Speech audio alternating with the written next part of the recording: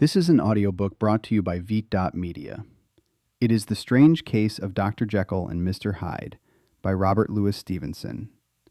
And we start with the story of the door.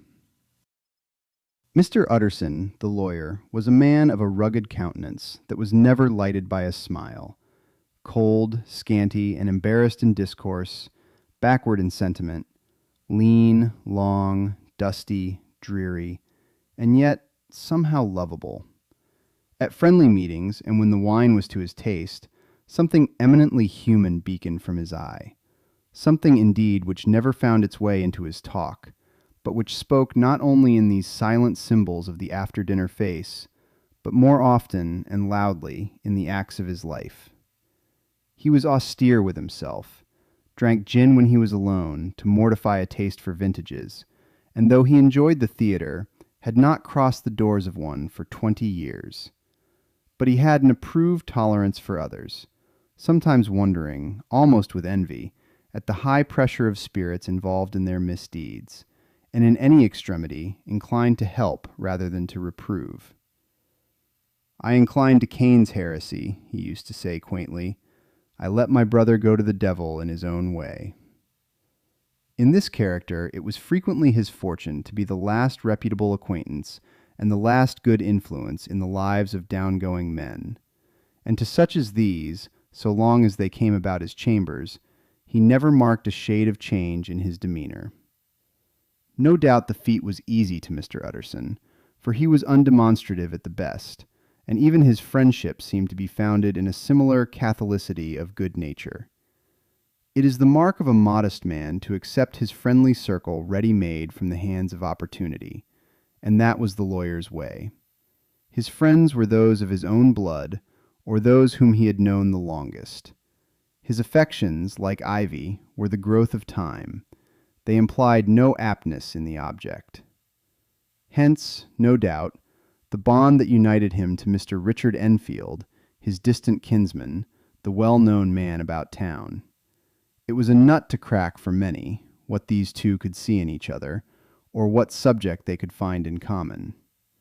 It was reported by those who encountered them in their Sunday walks that they said nothing, looked singularly dull, and would hail with obvious relief the appearance of a friend. For all that, the two men put the greatest store by these excursions, counted them the chief jewel of each week, and not only set aside occasions of pleasure, but even resisted the calls of business, that they might enjoy them uninterrupted. It chanced on one of these rambles that their way led them down a by-street in a busy quarter of London. The street was small and what is called quiet, but it drove a thriving trade on the weekdays. The inhabitants were all doing well, it seemed, and all emulously hoping to do better still, and laying out the surplus of their grains in coquetry, so that the shop fronts stood along that thoroughfare with an air of invitation, like rows of smiling saleswomen.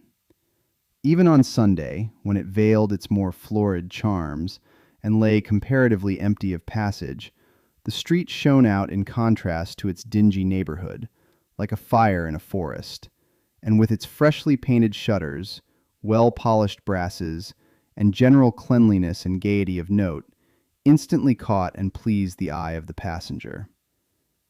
2 doors from one corner, on the left hand going east, the line was broken by the entry of a court, and just at that point a certain sinister block of building thrust forward its gable on the street. It was 2 stories high, showed no window, nothing but a door on the lower story, and a blind forehead of discolored wall on the upper, and bore in every feature the marks of prolonged and sordid negligence. The door, which was equipped with neither bell nor knocker, was blistered and disdained. Tramps slouched into the recess and struck matches on the panels. Children kept shop upon the steps. The schoolboy had tried his knife on the moldings, and for close on a generation, no one had appeared to drive away these random visitors or to repair their ravages. Mr. Enfield and the lawyer were on the other side of the by-street, but when they came abreast of the entry, the former lifted up his cane and pointed. "Did you ever remark that door?" he asked, and when his companion had replied in the affirmative, It is connected in my mind, added he, with a very odd story. Indeed, said Mr. Utterson, with a slight change of voice. And what was that? Well, it was this way, returned Mr. Enfield. I was coming home from some place at the end of the world, about 3 o'clock of a black winter morning, and my way lay through a part of town where there was literally nothing to be seen but lamps. Street after street, and all the folks asleep. Street after street, all lighted up as if for a procession, and all as empty as a church. Till at last I got into that state of mind when a man listens and begins to long for the sight of a policeman. All at once I saw 2 figures. One, a little man who was stumping along eastward at a good walk, and the other, a girl of maybe 8 or 10, who was running as hard as she was able down a cross street. Well, sir, the 2 ran into one another naturally enough at the corner, and then came the horrible part of the thing. For the man trampled calmly over the child's body and left her screaming on the ground. It sounds nothing to hear, but it was hellish to see. It wasn't like a man. It was like some damned juggernaut. I gave a few halloa, took to my heels, collared my gentleman, and brought him back to where there was already quite a group about the screaming child. He was perfectly cool and made no resistance, but gave me one look so ugly that it brought out the sweat on me like running. The people who had turned out were the girl's own family, and pretty soon the doctor, for whom she had been sent, put in his appearance. Well, the child was not much the worse, more frightened, according to the sawbones, and there you might have supposed would be an end to it. But there was one curious circumstance. I had taken a loathing to my gentleman at first sight. So had the child's family, which was only natural. But the doctor's case was what struck me. He was the usual cut-and-dry apothecary, of no particular age and color, with a strong Edinburgh accent and about as emotional as a bagpipe. Well, sir, he was like the rest of us. Every time he looked at my prisoner, I saw that Sawbones turn sick and white with desire to kill him. I knew what was in his mind, just as he knew what was in mine, and killing being out of the question, we did the next best. We told the man we could and would make such a scandal out of this as should make his name stink from one end of London to the other. If he had any friends or any credit, we undertook that he should lose them. And all the time, as we were pitching it in red hot, we were keeping the women off him as best we could, for they were as wild as harpies. I never saw a circle of such hateful faces, and there was the man in the middle, with a kind of black, sneering coolness. Frightened, too, I could see that, but carrying it off, sir, really like Satan. If you choose to make capital out of this accident, said he, I am naturally helpless. No gentleman but wishes to avoid a scene, says he. Name your figure. Well, we screwed him up to £100 for the child's family. He would have clearly liked to stick out, but there was something about the lot of us that meant mischief, and at last he struck. The next thing was to get the money, and where do you think he carried us but to that place with the door? Whipped out a key, went in, and presently came back with the matter of £10 in gold and a check for the balance on Coots, drawn payable to bearer, and signed with a name that I can't mention, though it's one of the points of my story. But it was a name at least very well known and often printed. The figure was stiff, but the signature was good for more than that if it was only genuine. I took the liberty of pointing out to my gentleman that the whole business looked apocryphal, and that a man does not, in real life, walk into a cellar door at 4 a.m. and come out with another man's check for close upon £100. But he was quite easy and sneering. Set your mind at rest, says he. I will stay with you till the banks open and cash the check myself. So we all set off, the doctor and the child's father, and our friend and myself, and passed the rest of the night in my chambers. And next day, when we had breakfasted, went in a body to the bank. I gave in the check myself, and said I had every reason to believe it was a forgery. Not a bit of it. The check was genuine. Tut, tut, said Mr. Utterson. I see you feel as I do, said Mr. Enfield.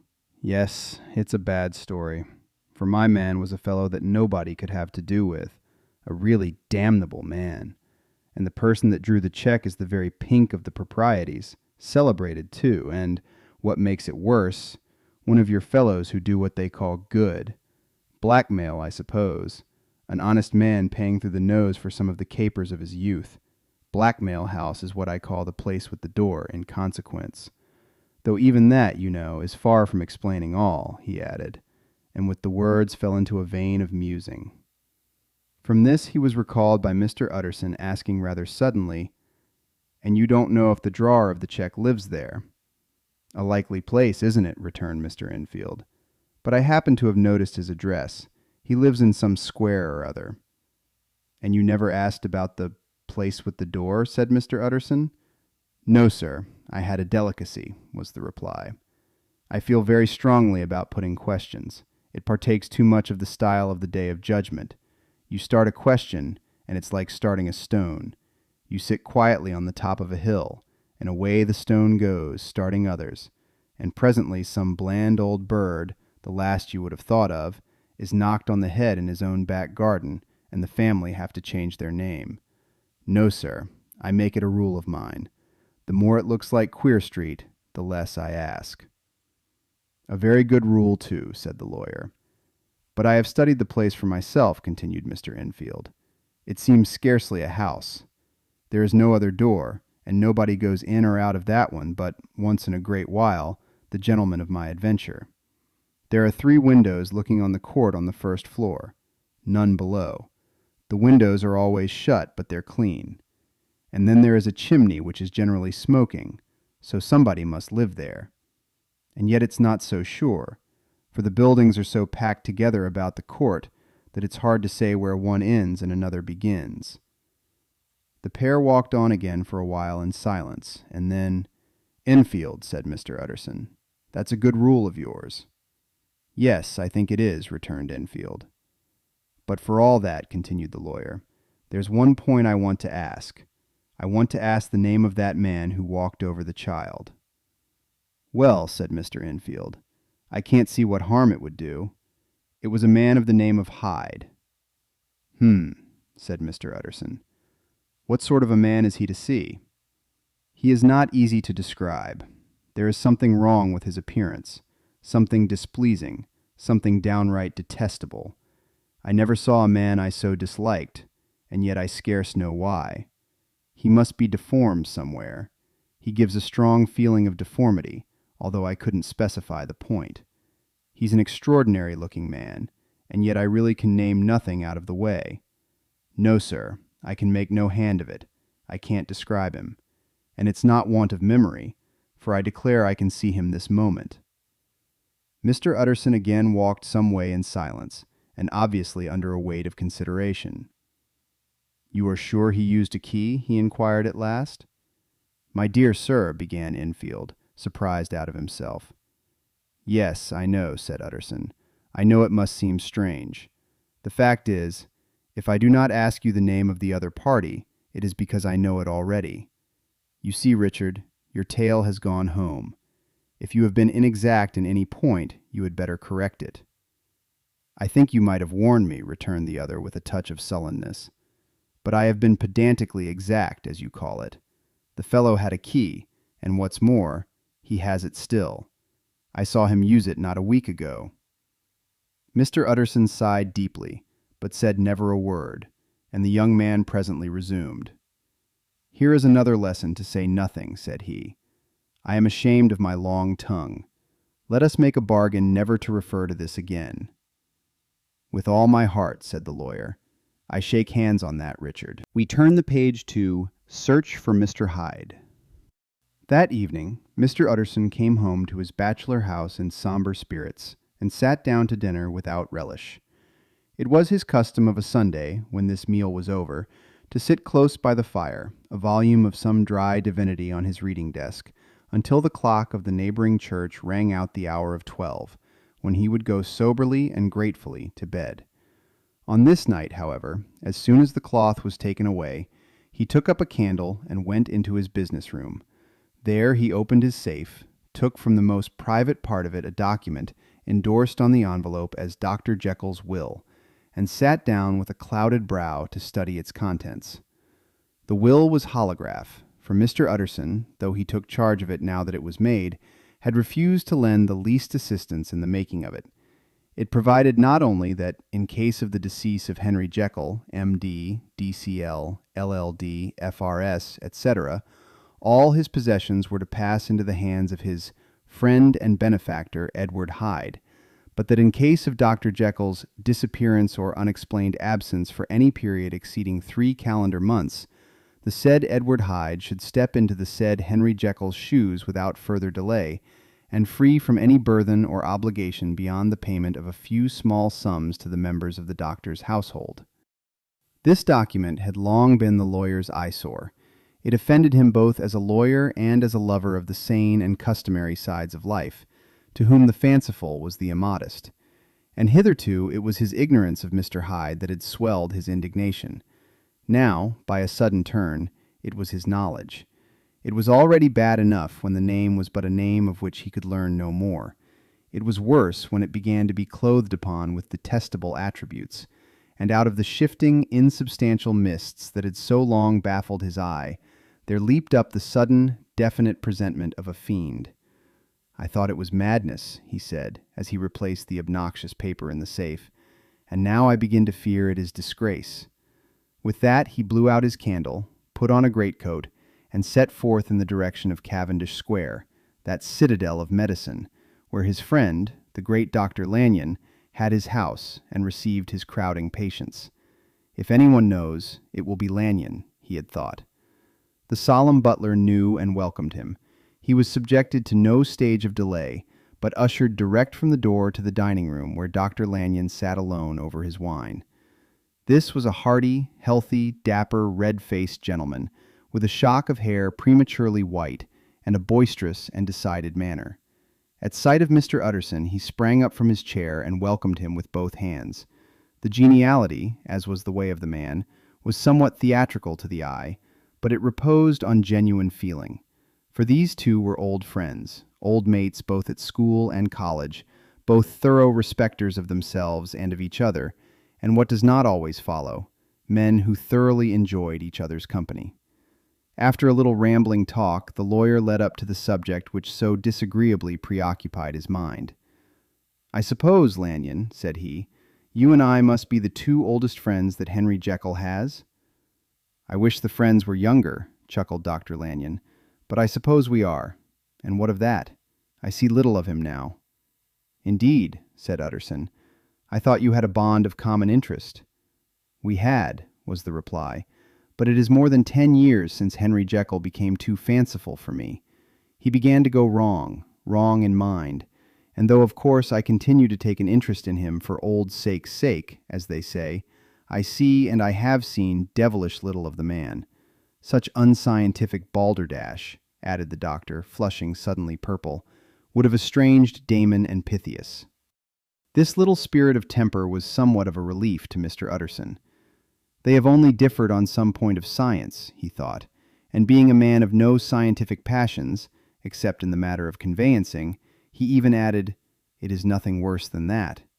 He gave his friend a few seconds to recover his composure, and then approached the question he had come to put. "Did you ever come across a protégé of his? One Hyde?" he asked. "Hyde?" repeated Lanyon. "No, never heard of him. Since my time." That was the amount of information that the lawyer carried back with him to the great dark bed on which he tossed to and fro until the small hours of the morning began to grow large. It was a night of little ease to his toiling mind, toiling in mere darkness and besieged by questions. 6 o'clock struck on the bells of the church that was so conveniently near to Mr. Utterson's dwelling, and still he was digging at the problem. Hitherto it had touched him on the intellectual side alone, but now his imagination also was engaged, or rather enslaved. And as he lay and tossed in the gross darkness of the night and the curtained room, Mr. Infield's tale went by before his mind in a scroll of lighted pictures. He would be aware of the great field of lamps of a nocturnal city, then of the figure of a man walking swiftly, then of a child running from the doctors, and then these met, and that human juggernaut trod the child down and passed on regardless of her screams. Or else he would see a room in a rich house, where his friend lay asleep, dreaming and smiling at his dreams. And then the door of that room would be opened, the curtains of the bed plucked apart, the sleeper recalled, and lo, there would stand by his side a figure to whom power was given, and even at that dead hour he must rise and do its bidding. The figure in these two phases haunted the lawyer all night, and if at any time he dozed over, it was but to see it glide more stealthily through sleeping houses, or move the more swiftly and still the more swiftly, even to dizziness, through wider labyrinths of lamplighted city, and at every street corner crush a child and leave her screaming. And still the figure had no face by which he might know it. Even in his dreams it had no face, or one that baffled him and melted before his eyes. And thus it was that there sprang up and grew apace in the lawyer's mind a singularly strong, almost an inordinate curiosity to behold the features of the real Mr. Hyde. If he could but once set eyes on him, he thought the mystery would lighten and perhaps roll altogether away, as was the habit of mysterious things when well examined. He might see a reason for his friend's strange preference or bondage, call it which you please, and even for the startling clause of the will. At least it would be a face worth seeing, the face of a man who was without bowels of mercy, a face which had but to show itself to raise up, in the mind of the unimpressionable Enfield, a spirit of enduring hatred. From that time forward, Mr. Utterson began to haunt the door in the by-street of shops. In the morning before office hours, at noon when business was plenty and time scarce, at night under the face of the fogged city moon, by all lights and at all hours of solitude or concourse, the lawyer was to be found on his chosen post. If he be Mr. Hyde, he had thought, I shall be Mr. Seek. And at last his patience was rewarded. It was a fine, dry night, frost in the air, the streets as clean as a ballroom floor, the lamps, unshaken by any wind, drawing a regular pattern of light and shadow. By 10 o'clock, when the shops were closed, the by-street was very solitary, and, in spite of the low growl of London from all round, very silent. Small sounds carried far. Domestic sounds out of the houses were clearly audible on either side of the roadway, and the rumor of the approach of any passenger preceded him by a long time. Mr. Utterson had been some minutes at his post when he was aware of an odd light footstep drawing near. In the course of his nightly patrols, he had long grown accustomed to the quaint effect with which the footfalls of a single person, while he is still a great way off, suddenly spring out distinct from the vast hum and clatter of the city. Yet his attention had never before been so sharply and decisively arrested, and it was with a strong, superstitious prevision of success that he withdrew into the entry of the court. The steps drew swiftly nearer, and swelled out suddenly louder as they turned the end of the street. The lawyer, looking forth from the entry, could soon see what manner of man he had to deal with. He was small and very plainly dressed, and the look of him, even at that distance, went somehow strongly against the watcher's inclination. But he made straight for the door, crossing the roadway to save time, and as he came he drew a key from his pocket like one approaching home. Mr. Utterson stepped out and touched him on the shoulder as he passed. "Mr. Hyde, I think." Mr. Hyde shrank back with a hissing intake of the breath, but his fear was only momentary, and though he did not look the lawyer in the face, he answered coolly enough, "That is my name. What do you want?" "I see you are going in," returned the lawyer. "I am an old friend of Dr. Jekyll's, Mr. Utterson of Gaunt Street. You must have heard of my name, and meeting you so conveniently, I thought you might admit me." "You will not find Dr. Jekyll. He is from home," replied Mr. Hyde, blowing in the key. And then suddenly, but still without looking up, "How did you know me?" he asked. "On your side," said Mr. Utterson, "will you do me a favor?" "With pleasure," replied the other. "What shall it be?" "Will you let me see your face?" asked the lawyer. Mr. Hyde appeared to hesitate, and then, as if upon some sudden reflection, fronted about with an air of defiance, and the pair stared at each other pretty fixedly for a few seconds. "Now I shall know you again," said Mr. Utterson. It may be useful." "Yes," returned Mr. Hyde. "It is as well we have met.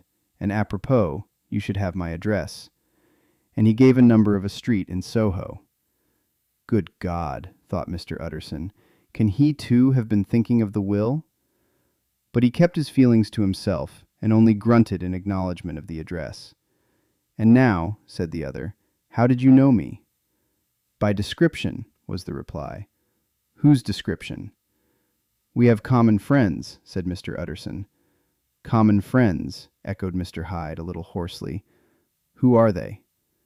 "Jekyll, for instance," said the lawyer. "He never told you," cried Mr. Hyde with a flush of anger. "I did not think you would have lied." "Come," said Mr. Utterson, "that is not fitting language." The other snarled aloud into a savage laugh, and the next moment, with extraordinary quickness, he had unlocked the door and disappeared into the house. The lawyer stood a while when Mr. Hyde had left him, the picture of disquietude. Then he began slowly to mount the street, pausing every step or two, and putting his hand to his brow, like a man in mental perplexity. The problem he was thus debating as he walked was one of a class that is rarely solved. Mr. Hyde was pale and dwarfish. He gave an impression of deformity without any nameable malformation. He had a displeasing smile.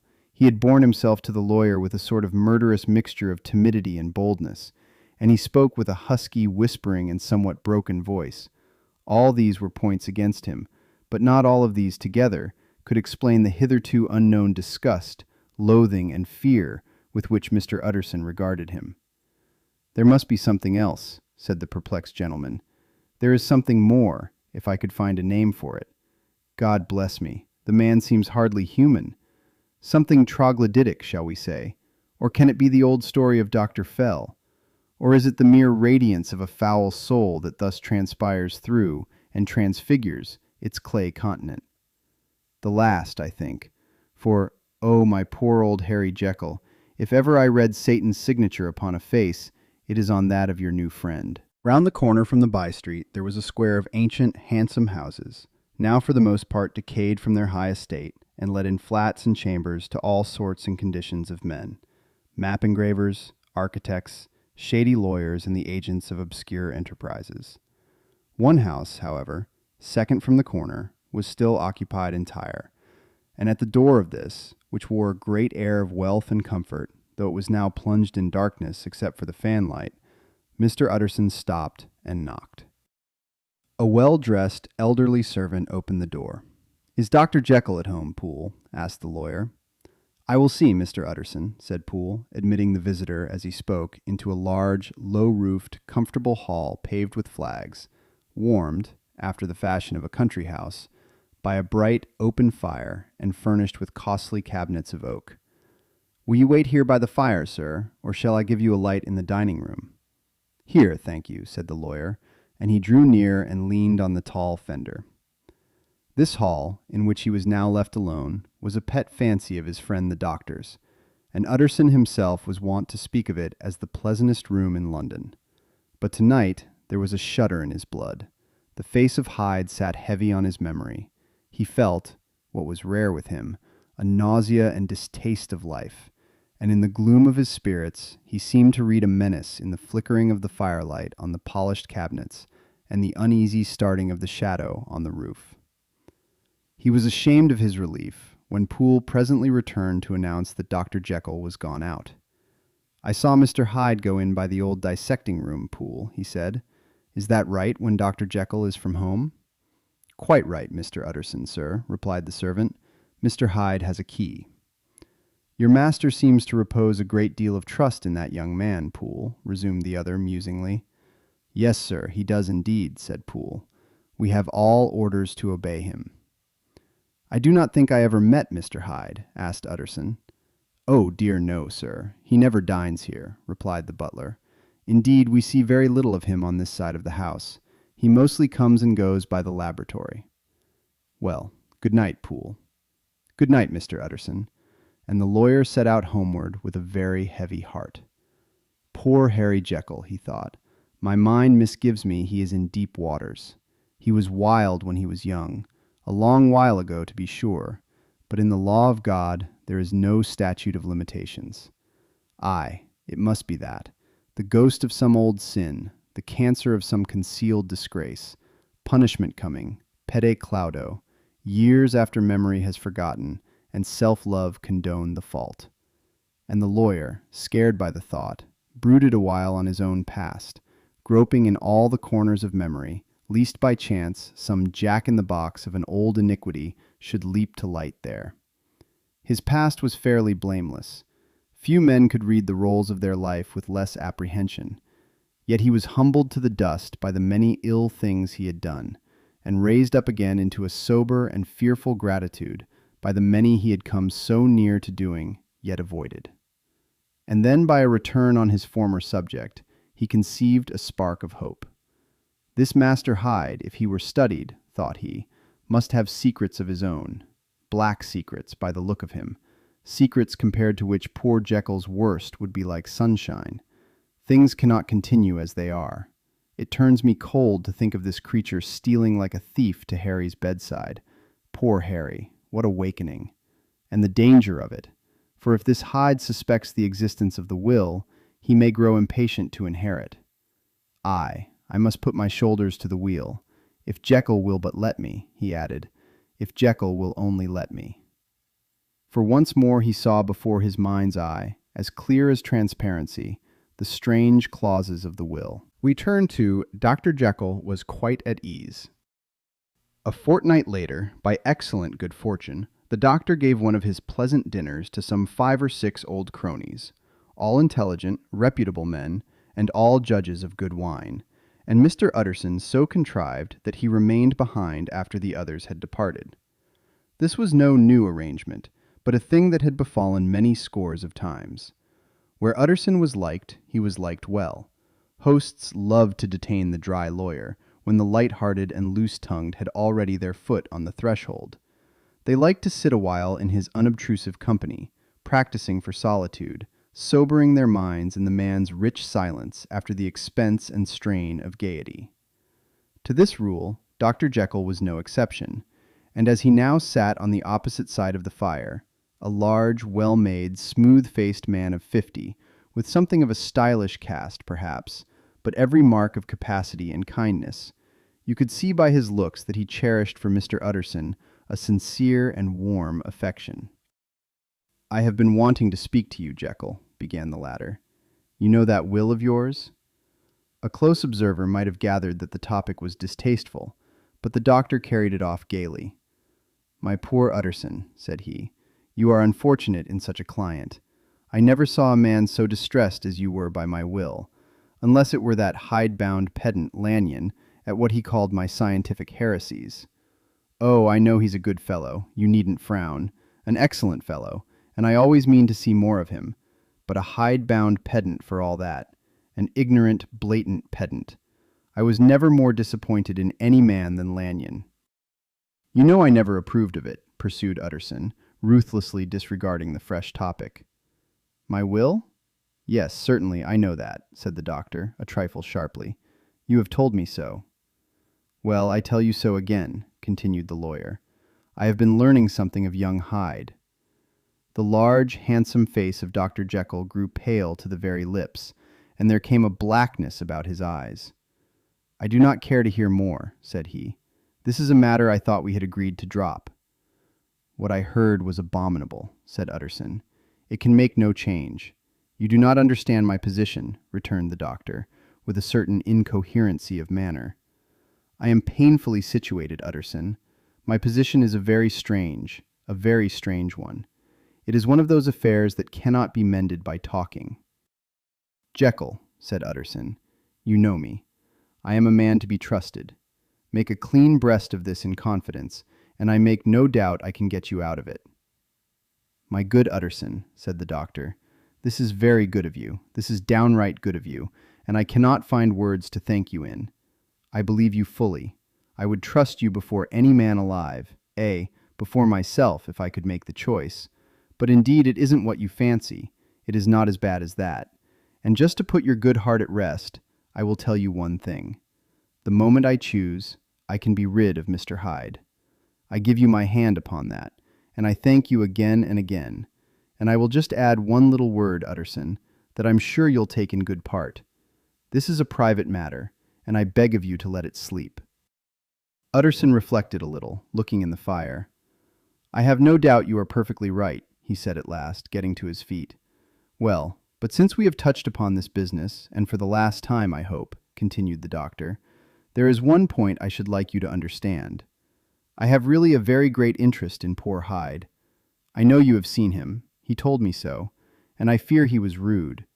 But I do sincerely take a very great interest in that young man, and if I am taken away, Utterson, I wish you to promise me that you will bear with him and get his rights for him. I think you would, if you knew all, and it would be a weight off my mind if you would promise." "I can't pretend that I shall ever like him," said the lawyer. "I don't ask that," pleaded Jekyll, laying his hand upon the other's arm. "I only ask for justice. I only ask you to help him for my sake, when I am no longer here." Utterson heaved an irrepressible sigh. "Well," said he, "I promise." We turn to the Carew murder case.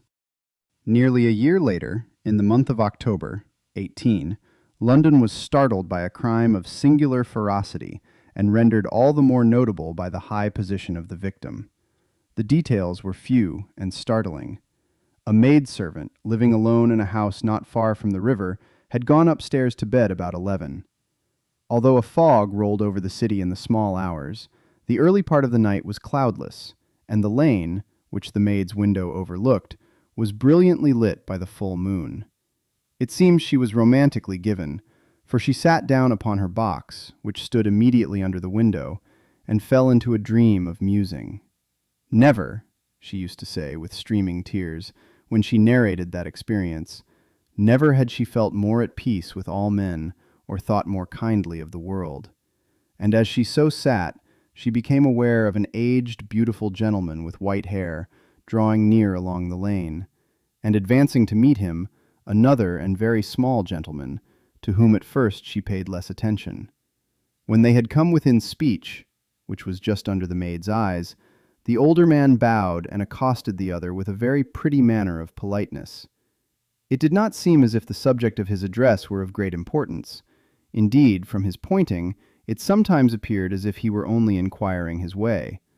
But the moon shone on his face as he spoke, and the girl was pleased to watch it. It seemed to breathe such an innocent and old-world kindness of disposition, yet with something high, too, as of a well-founded self-content. Presently her eye wandered to the other, and she was surprised to recognize in him a certain Mr. Hyde, who had once visited her master, and for whom she had conceived a dislike. He had in his hand a heavy cane, with which he was trifling, but he answered never a word, and seemed to listen with an ill-contained impatience. And then all of a sudden he broke out in a great flame of anger, stamping with his foot, brandishing the cane, and carrying on, as the maid described it, like a madman. The old gentleman took a step back, with the air of one very much surprised and a trifle hurt, and at that Mr. Hyde broke out of all bounds and clubbed him to the earth. And next moment, with ape-like fury, he was trampling his victim underfoot and hailing down a storm of blows, under which the bones were audibly shattered and the body jumped upon the roadway. At the horror of these sights and sounds, the maid fainted. It was 2 o'clock when she came to herself and called for the police. The murderer was gone long ago, but there lay his victim in the middle of the lane, incredibly mangled. The stick with which the deed had been done, although it was of some rare and very tough and heavy wood, had broken in the middle under the stress of this insensate cruelty, and one splintered half had rolled in the neighboring gutter. The other, without doubt, had been carried away by the murderer.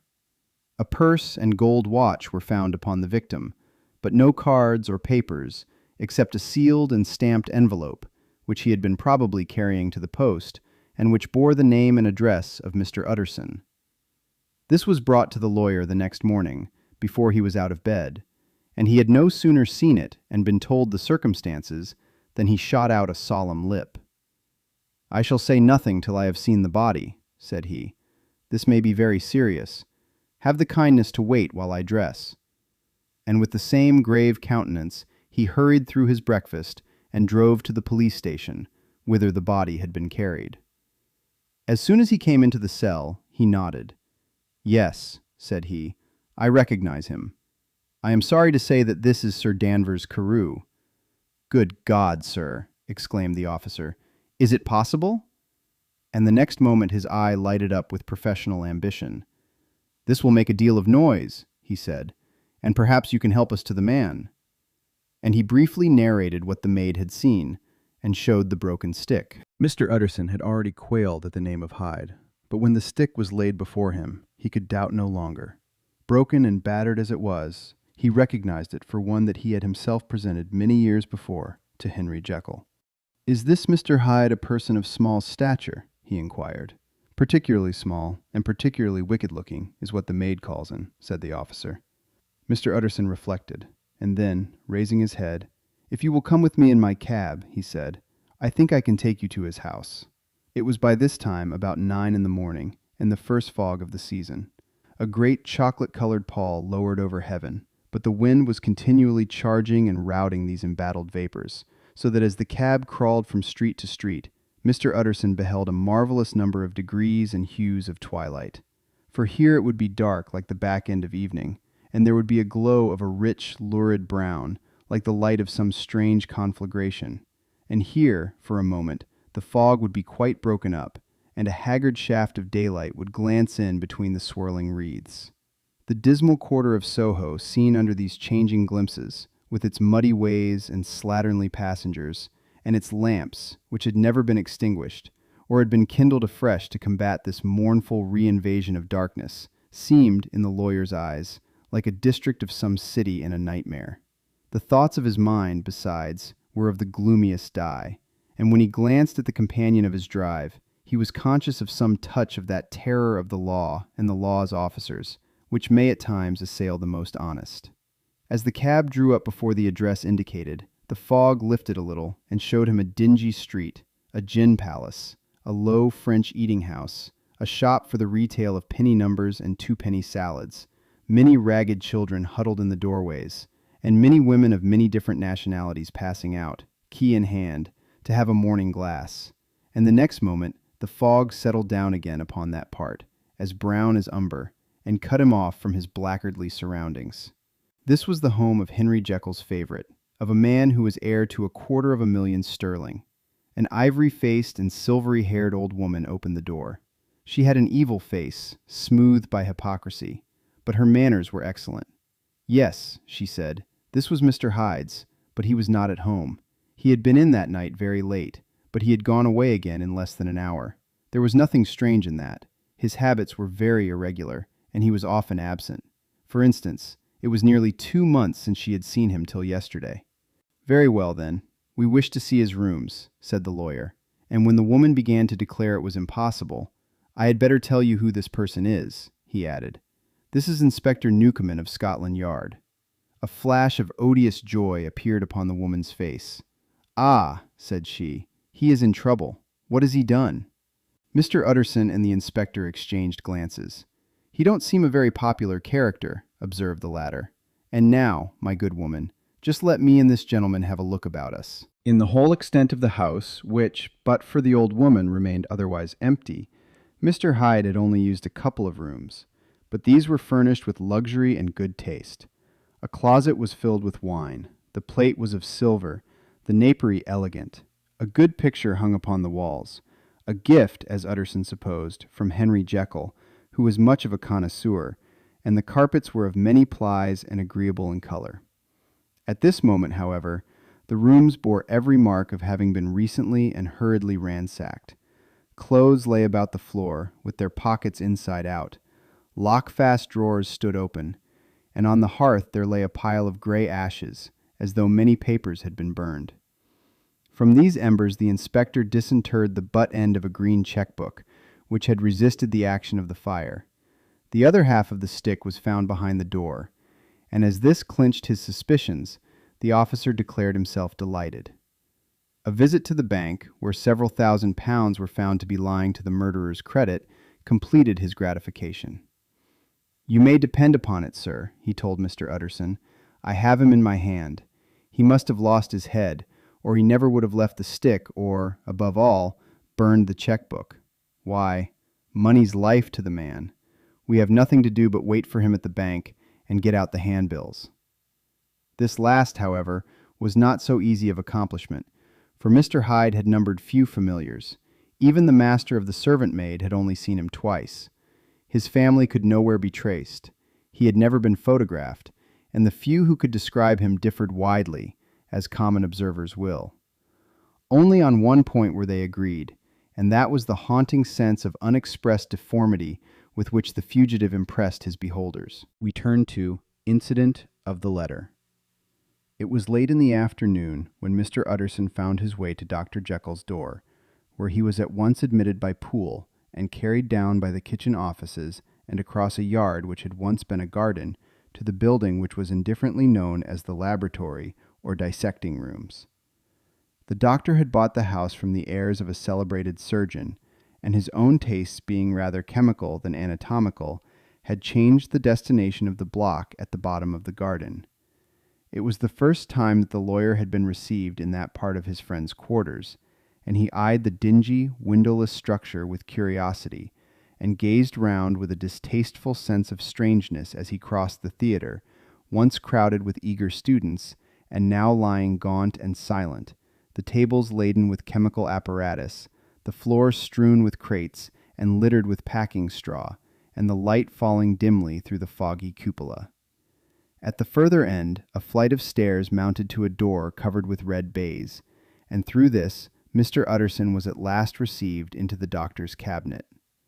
It was a large room fitted round with glass presses, furnished, among other things, with a cheval glass and a business table, and looking out upon the court by 3 dusty windows barred with iron. The fire burned in the grate, a lamp was set lighted on the chimney shelf, for even in the houses the fog began to lie thickly, and there, close up to the warmth, sat Dr. Jekyll, looking deathly sick. He did not rise to meet his visitor, but held out a cold hand and bade him welcome in a changed voice. "And now," said Mr. Utterson, as soon as Poole had left them, "you have heard the news?" The doctor shuddered. "They were crying it in the square," he said.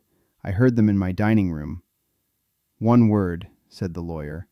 "Carew was my client, but so are you, and I want to know what I am doing.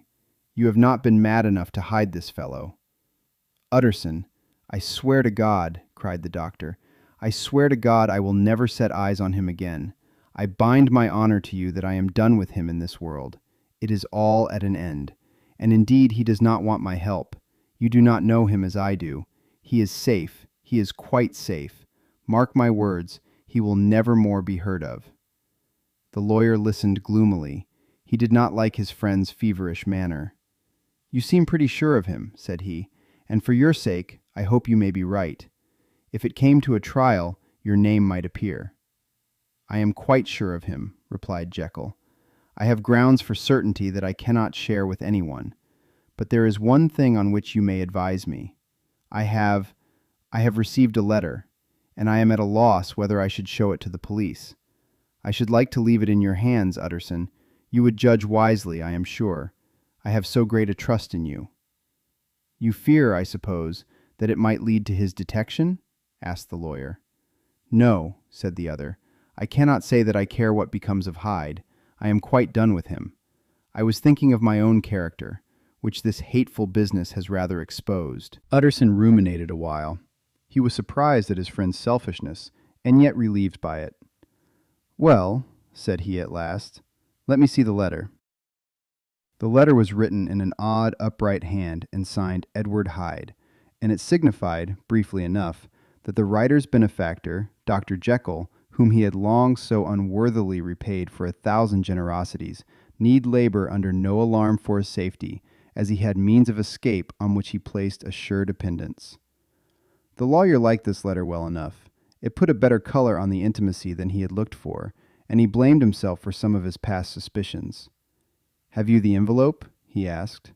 "I burned it," replied Jekyll, "before I thought what I was about, but it bore no postmark. The note was handed in." "Shall I keep this and sleep upon it?" asked Utterson. "I wish you to judge for me entirely," was the reply.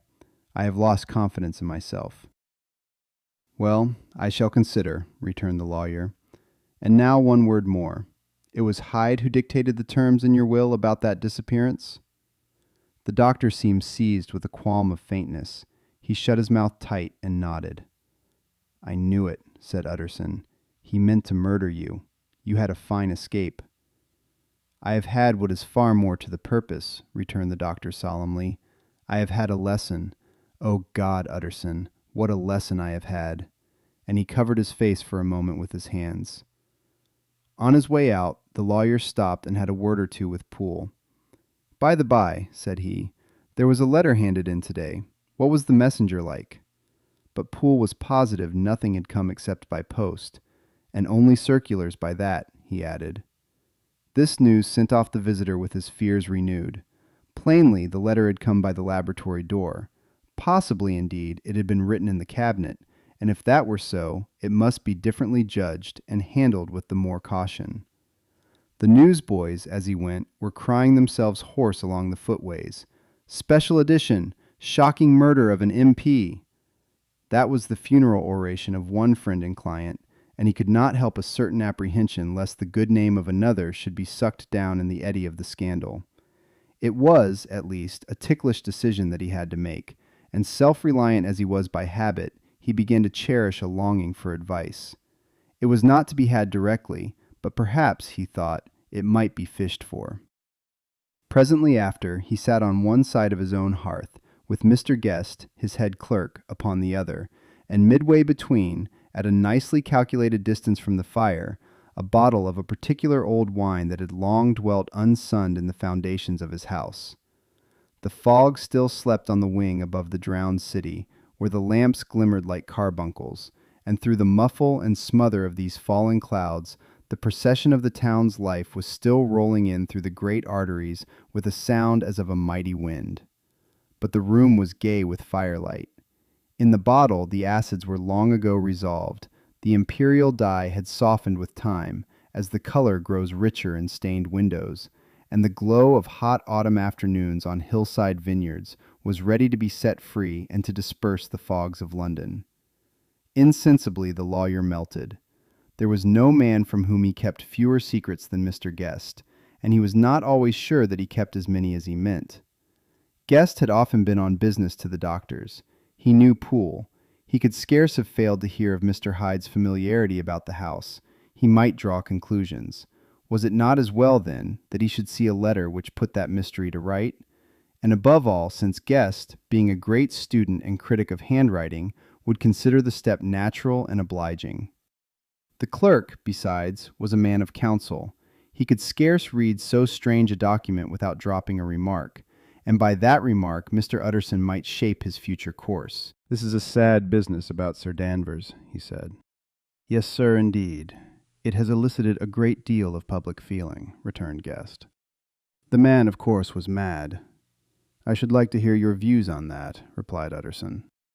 "I have a document here in his handwriting. It is between ourselves, for I scarce know what to do about it. It is an ugly business at the best. But there it is, quite in your way. A murderer's autograph." Guest's eyes brightened, and he sat down at once and studied it with passion. "No, sir," he said, "not mad, but it is an odd hand." "And by all accounts a very odd writer," added the lawyer. Just then the servant entered with a note. "Is that from Dr. Jekyll, sir?" inquired the clerk. "I thought I knew the writing. Anything private, Mr. Utterson?" "Only an invitation to dinner. Why, do you want to see it?" "One moment. I thank you, sir." And the clerk laid the 2 sheets of paper alongside and sedulously compared their contents. "Thank you, sir," he said at last, returning both. "It's a very interesting autograph." There was a pause, during which Mr. Utterson struggled with himself. "Why did you compare them, Guest?" he inquired suddenly.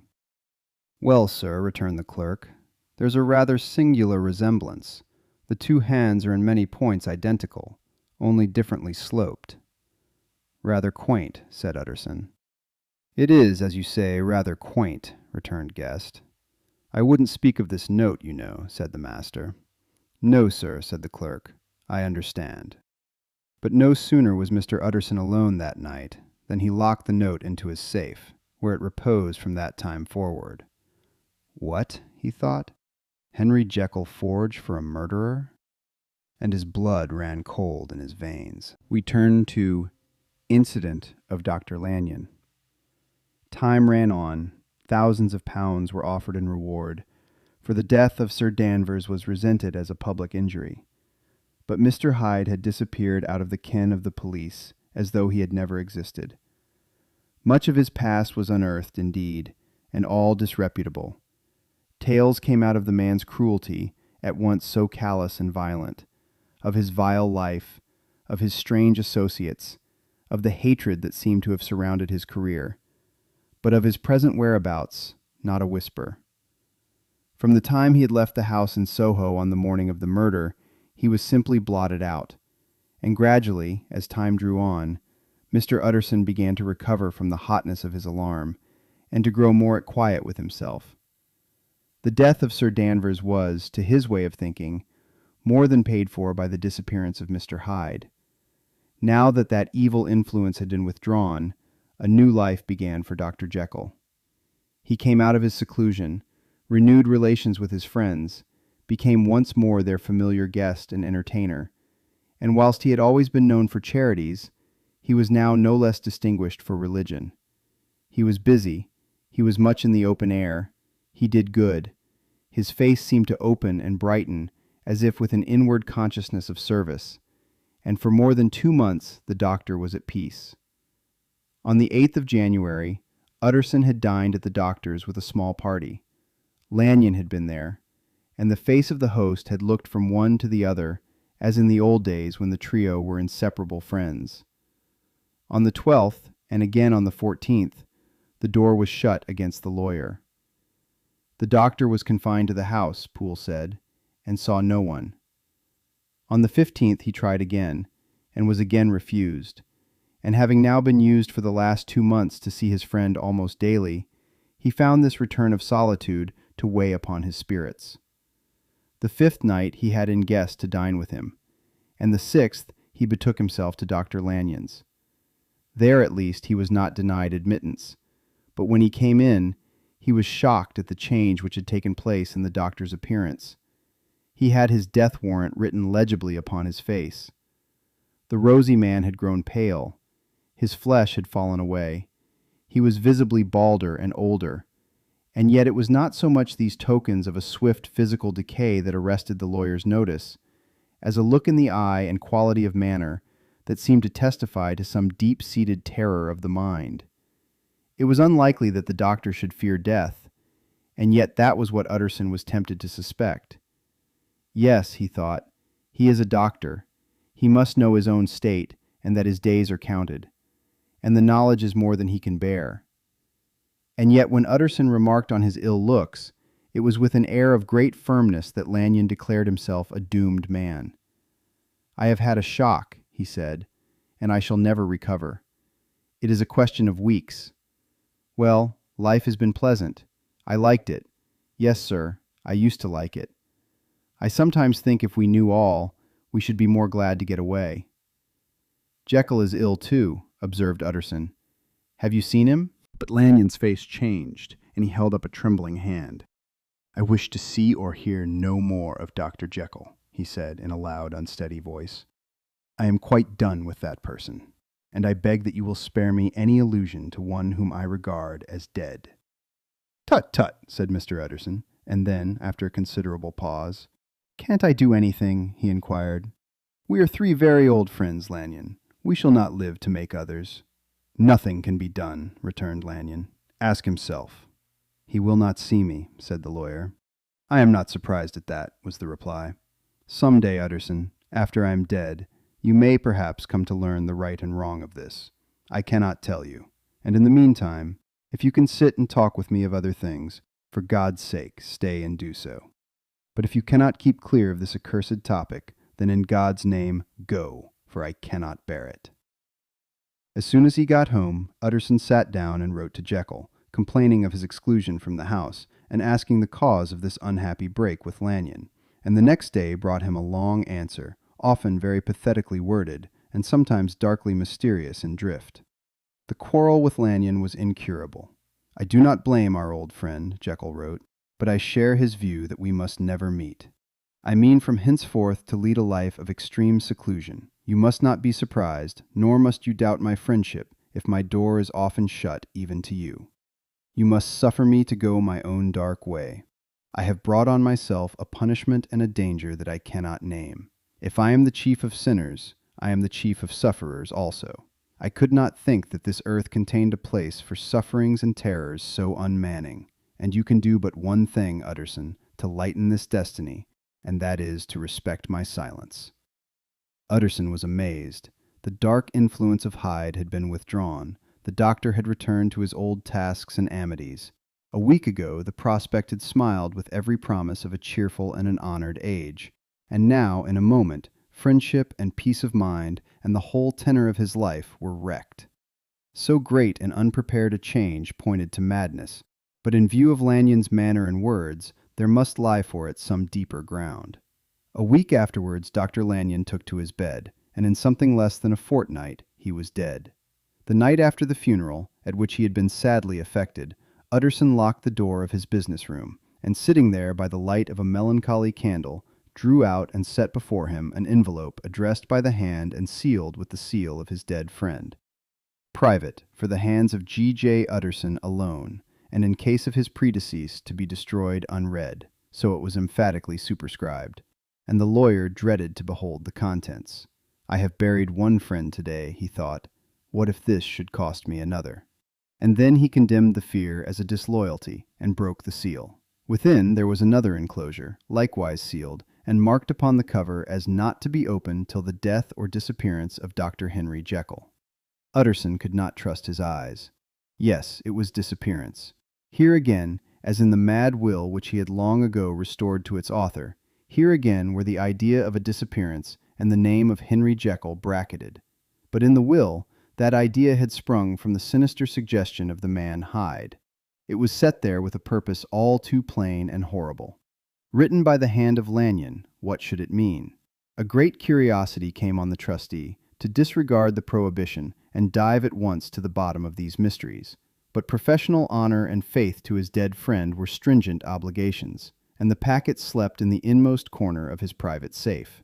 It is one thing to mortify curiosity, another to conquer it, and it may be doubted if, from that day forth, Utterson desired the society of his surviving friend with the same eagerness. He thought of him kindly, but his thoughts were disquieted and fearful. He went to call, indeed, but he was perhaps relieved to be denied admittance. Perhaps, in his heart, he preferred to speak with Poole upon the doorstep and surrounded by the air and sounds of the open city, rather than to be admitted into that house of voluntary bondage, and to sit and speak with its inscrutable recluse.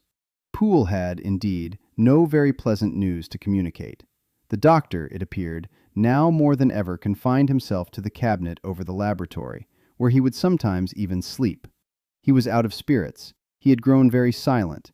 He did not read. It seemed as if he had something on his mind.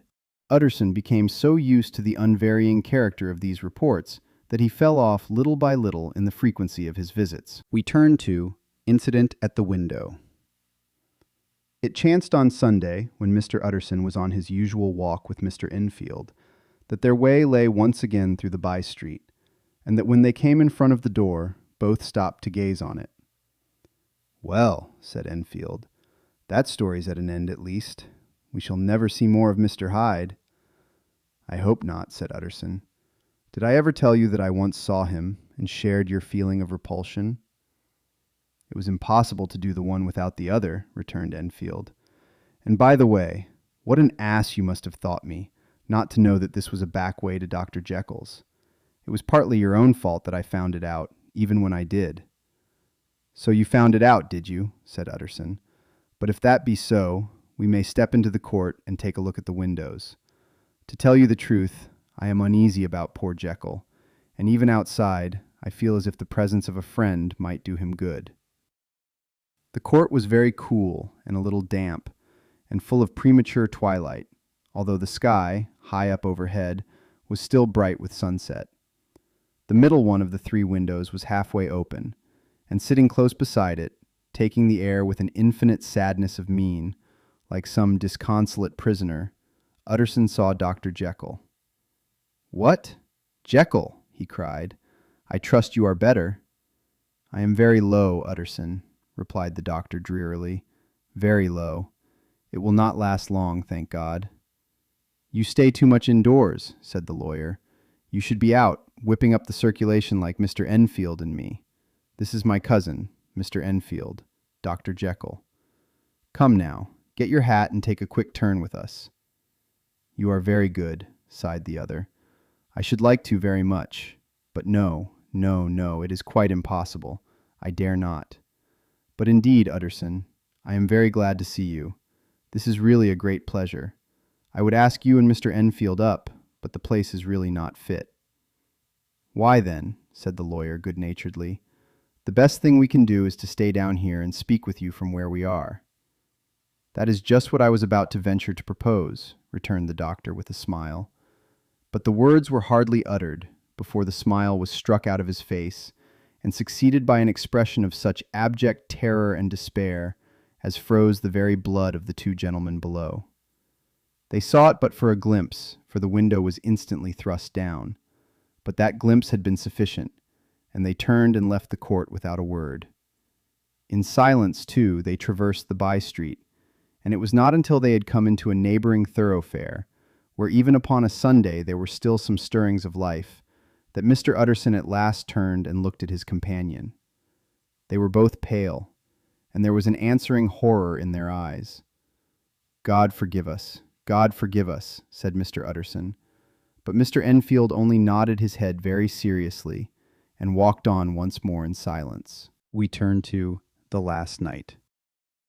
Mr. Utterson was sitting by his fireside one evening, after dinner, when he was surprised to receive a visit from Poole. "Bless me, Poole, what brings you here?" he cried, and then taking a second look at him. "What ails you?" he added. "Is the doctor ill?" "Mr. Utterson," said the man, "there is something wrong." "Take a seat, and here is a glass of wine for you," said the lawyer. "Now, take your time, and tell me plainly what you want." "You know the doctor's ways, sir," replied Poole, "and how he shuts himself up. Well, he's shut up again in the cabinet, and I don't like it, sir. I wish I may die if I like it. Mr. Utterson, sir, I'm afraid." "Now, my good man," said the lawyer, "be explicit. What are you afraid of?" "I've been afraid for about a week," returned Poole, doggedly disregarding the question, "and I can bear it no more." The man's appearance amply bore out his words. His manner was altered for the worse, and except for the moment when he had first announced his terror, he had not once looked the lawyer in the face. Even now he sat with the glass of wine untasted on his knee, and his eyes directed to a corner of the floor. "I can bear it no more," he repeated. "Come," said the lawyer, "I see you have some good reason, Poole. I see there is something seriously amiss. Try to tell me what it is." "I think there's been foul play," said Poole hoarsely. "Foul play!" cried the lawyer, a good deal frightened and rather inclined to be irritated in consequence. "What foul play? What does the man mean?" "I daren't say, sir," was the answer. "But will you come along with me and see for yourself?" Mr. Utterson's only answer was to rise and get his hat and greatcoat, but he observed with wonder the greatness of the relief that appeared upon the butler's face, and perhaps with no less, that the wine was still untasted when he set it down to follow. It was a wild, cold, seasonable night of March, with a pale moon, lying on her back as though the wind had tilted her, and flying wrack of the most diaphanous and lawny texture. The wind made talking difficult, and flecked the blood into the face. It seemed to have swept the streets unusually bare of passengers besides, for Mr. Utterson thought he had never seen that part of London so deserted. He could have wished it otherwise. Never in his life had he been conscious of so sharp a wish to see and touch his fellow creatures, for struggle as he might, there was borne in upon his mind a crushing anticipation of calamity. The square, when they got there, was full of wind and dust, and the thin trees in the garden were lashing themselves along the railing. Poole, who had kept all the way a pace or two ahead, now pulled up in the middle of the pavement, and in spite of the biting weather, took off his hat and mopped his brow with a red pocket handkerchief. But for all the hurry of his coming, these were not the dews of exertion that he wiped away, but the moisture of some strangling anguish, for his face was white, and his voice, when he spoke, harsh and broken. Well, sir, he said, here we are, and God grant there be nothing wrong. Amen, Poole, said the lawyer. Thereupon the servant knocked in a very guarded manner. The door was opened on the chain, and a voice asked from within, "Is that you, Poole?"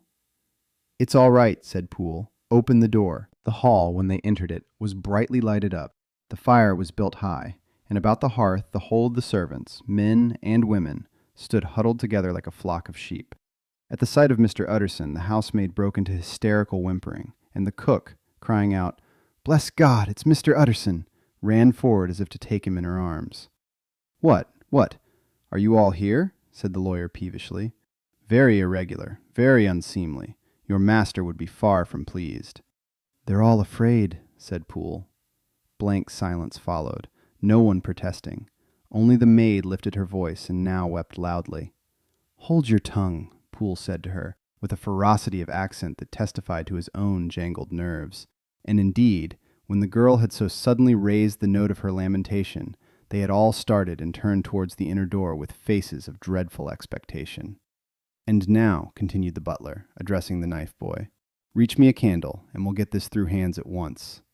And then he begged Mr. Utterson to follow him, and led the way to the back garden. "Now, sir," said he, "you come as gently as you can. I want you to hear, and I don't want you to be heard. And see here, sir, if by any chance he was to ask you in, don't go." Mr. Utterson's nerves at this unlooked-for termination gave a jerk that nearly threw him from his balance. But he recollected his courage, and followed the butler into the laboratory building, through the surgical theater, with its lumber of crates and bottles, to the foot of the stair. Here Poole motioned him to stand on one side and listen, while he himself, setting down the candle and making a great and obvious call on his resolution, mounted the steps and knocked, with a somewhat uncertain hand, on the red baize of the cabinet door. "Mr. Utterson, sir, asking to see you," he called. And even as he did so, once more violently signed to the lawyer to give ear. A voice answered from within. "Tell him I cannot see anyone," it said complainingly. "Thank you, sir," said Poole, with a note of something like triumph in his voice, and taking up his candle, he led Mr. Utterson back across the yard and into the great kitchen, where the fire was out and the beetles were leaping on the floor. "Sir," he said, looking Mr. Utterson in the eyes, "was that my master's voice?" "It seems much changed," replied the lawyer, very pale, but giving look for look. "Changed? Well, yes, I think so," said the butler. "Have I been 20 years in this man's house to be deceived about his voice? No, sir, master's made away with. He was made away with 8 days ago, when we heard him cry out upon the name of God. And who's in there instead of him, and why it stays there, is a thing that cries to heaven, Mr. Utterson. This is a very strange tale, Poole. This is rather a wild tale, my man," said Mr. Utterson, biting his finger. "Suppose it were as you suppose. Supposing Dr. Jekyll to have been, well, murdered, what could induce the murderer to stay? That won't hold water. It doesn't commend itself to reason." "Well, Mr. Utterson, you are a hard man to satisfy, but I'll do it yet," said Poole. "All this last week, you must know, him or it, whatever it is that lives in that cabinet, has been crying night and day for some sort of medicine, and cannot get it to his mind. It was sometimes his way, the master's that is, to write his orders on a sheet of paper and throw it on the stair. We've had nothing else this week back, nothing but papers, and a closed door, and the very meals left there to be smuggled in when nobody was looking. Well, sir, every day, aye, and twice and thrice in the same day, there have been orders and complaints, and I have been sent flying to all the wholesale chemists in town. Every time I brought the stuff back, there would be another paper telling me to return it, because it was not pure, and another order to a different firm. This drug is wanted bitter bad, sir, whatever for." "Have you any of these papers?" asked Mr. Utterson. Poole felt in his pocket and handed out a crumpled note, which the lawyer, bending nearer to the candle, carefully examined. Its contents ran thus: "Dr. Jekyll presents his compliments to Messrs. Maw. He assures them that their last sample is impure and quite useless for his present purpose. In the year 18, Dr. J. purchased a somewhat large quantity from Messrs. M. He now begs them to search with most sedulous care, and should any of the same quality be left, forward it to him at once. Expense is no consideration. The importance of this to Dr. J can hardly be exaggerated. So far, the letter had run composedly enough, but here, with a sudden splutter of the pen, the writer's emotion had broken loose. "For God's sake," he added, "find me some of the old." "This is a strange note," said Mr. Utterson, and then sharply, "How do you come to have it open?" "The man at Mawes was main angry, sir, and he threw it back to me like so much dirt," returned Poole. "This is unquestionably the doctor's hand, do you know?" resumed the lawyer. "I thought it looked like it," said the servant, rather sulkily, and then, with another voice, "But what matters hand of right?" he said. "I've seen him." "Seen him?" repeated Mr. Utterson. "Well?" "That's it," said Poole. "It was this way. I came suddenly into the theater from the garden. It seems he had slipped out to look for this drug or whatever it is, for the cabinet door was open, and there he was at the far end of the room digging among the crates. He looked up when I came in, gave a kind of cry, and whipped upstairs into the cabinet. It was but for 1 minute that I saw him, but the hair stood upon my head like quills. Sir, if that was my master, why had he a mask upon his face? If it was my master, why did he cry out like a rat and run from me? I have served him long enough. And then—" The man paused and passed his hand over his face. "These are all very strange circumstances," said Mr. Utterson, "but I think I begin to see daylight. Your master, Poole, is plainly seized with one of those maladies that both torture and deform the sufferer. Hence, for aught I know, the alteration of his voice. Hence the mask and the avoidance of his friends. Hence his eagerness to find this drug, by means of which the poor soul retains some hope of ultimate recovery. God grant that he be not deceived. There is my explanation. It is sad enough, Poole, aye, and appalling to consider, but it is plain and natural, hangs well together, and delivers us from all exorbitant alarms." "Sir," said the butler, turning to a sort of mottled pallor, "that thing was not my master, and there's the truth. My master," here he looked round him and began to whisper, "is a tall, fine build of a man, and this was more of a dwarf." Utterson attempted to protest. "Oh, sir," cried Poole, "do you think I do not know my master after 20 years? Do you think I do not know where his head comes to in the cabinet door, where I saw him every morning of my life? No, sir, that thing in the mask was never Dr. Jekyll. God knows what it was, but it was never Dr. Jekyll. And it is the belief of my heart that there was murder done." "Poole," replied the lawyer, "if you say that, it will become my duty to make certain. Much as I desire to spare your master's feelings, much as I am puzzled by this note which seems to prove him to be still alive, I shall consider it my duty to break in that door." "Ah, Mr. Utterson, that's talking," cried the butler. "And now comes the second question," resumed Utterson. "Who is going to do it?" "Why, you and me, sir," was the undaunted reply. "That's very well said," returned the lawyer, "and whatever comes of it, I shall make it my business to see you are no loser." "There is an axe in the theater," continued Poole, "and you might take the kitchen poker for yourself." The lawyer took that rude but weighty instrument into his hand and balanced it. "Do you know, Poole," he said, looking up, "that you and I are about to place ourselves in a position of some peril?" "You may say so, sir, indeed," returned the butler. "It is well, then, that we should be frank," said the other. "We both think more than we have said. Let us make a clean breast. This masked figure that you saw, did you recognize it?" "Well, sir, it went so quick, and the creature was so doubled up, that I could hardly swear to that," was the answer. "But if you mean, was it Mr. Hyde? Why, yes, I think it was. You see, it was much of the same bigness, and it had the same quick, light way with it. And then who else could have got in by the laboratory door? You have not forgot, sir, that at the time of the murder he had still the key with him. But that's not all. I don't know, Mr. Utterson, if you ever met this Mr. Hyde?" "Yes," said the lawyer, "I once spoke with him." "Then you must know as well as the rest of us that there was something queer about that gentleman.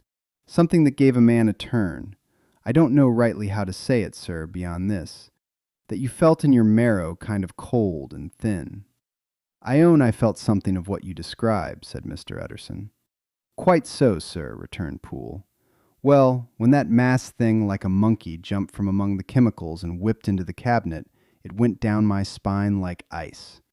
Oh, I know it's not evidence, Mr. Utterson. I'm book-learned enough for that. But a man has his feelings, and I give you my Bible word, it was Mr. Hyde. Aye, aye, said the lawyer. My fears incline to the same point.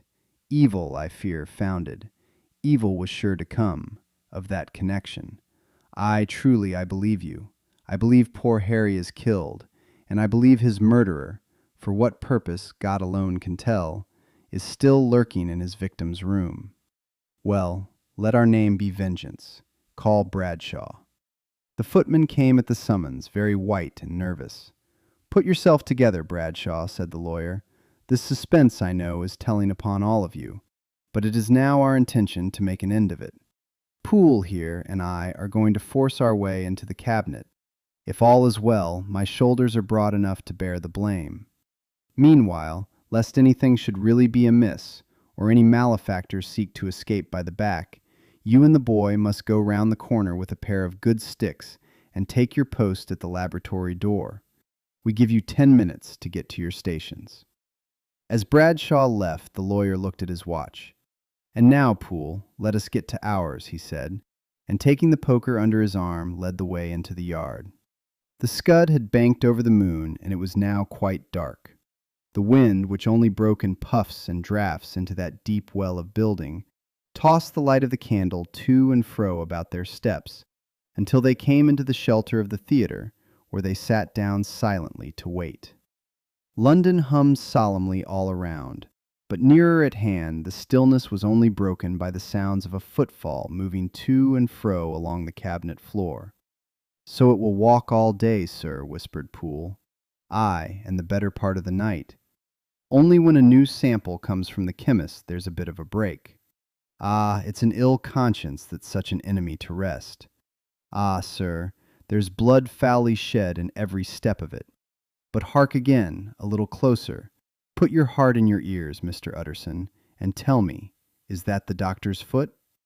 The steps fell lightly and oddly, with a certain swing, for all they went so slowly. It was different indeed from the heavy creaking tread of Henry Jekyll. Utterson sighed. Is there never anything else? He asked. Poole nodded. Once, he said. Once I heard it weeping. Weeping? How that? Said the lawyer, conscious of a sudden chill of horror. Weeping like a woman, or a lost soul, said the butler. I came away with that upon my heart, that I could have wept too. But now the 10 minutes drew to an end. Poole disinterred the axe from under a stack of packing straw. The candle was set upon the nearest table to light them to the attack, and they drew near with bated breath to where that patient foot was still going up and down in the quiet of the night. Jekyll, cried Utterson, with a loud voice, I demand to see you. He paused a moment, but there came no reply. I give you fair warning. Our suspicions are aroused, and I must and shall see you, he resumed. If not by fair means, then by foul. If not of your consent, then by brute force. Utterson, said the voice, for God's sake have mercy. Ah, that's not Jekyll's voice. It's Hyde's, cried Utterson. Down with the door, Poole. Poole swung the axe over his shoulder. The blow shook the building, and the red baize door leaped against the lock and hinges. A dismal screech, as of mere animal terror, rang from the cabinet. Up went the axe again, and again the panels crashed and the frame bounded. 4 times the blow fell, but the wood was tough, and the fittings were of excellent workmanship, and it was not until the 5th that the lock burst, and the wreck of the door fell inwards on the carpet. The besiegers, appalled by their own riot and the stillness that had succeeded, stood back a little and peered in.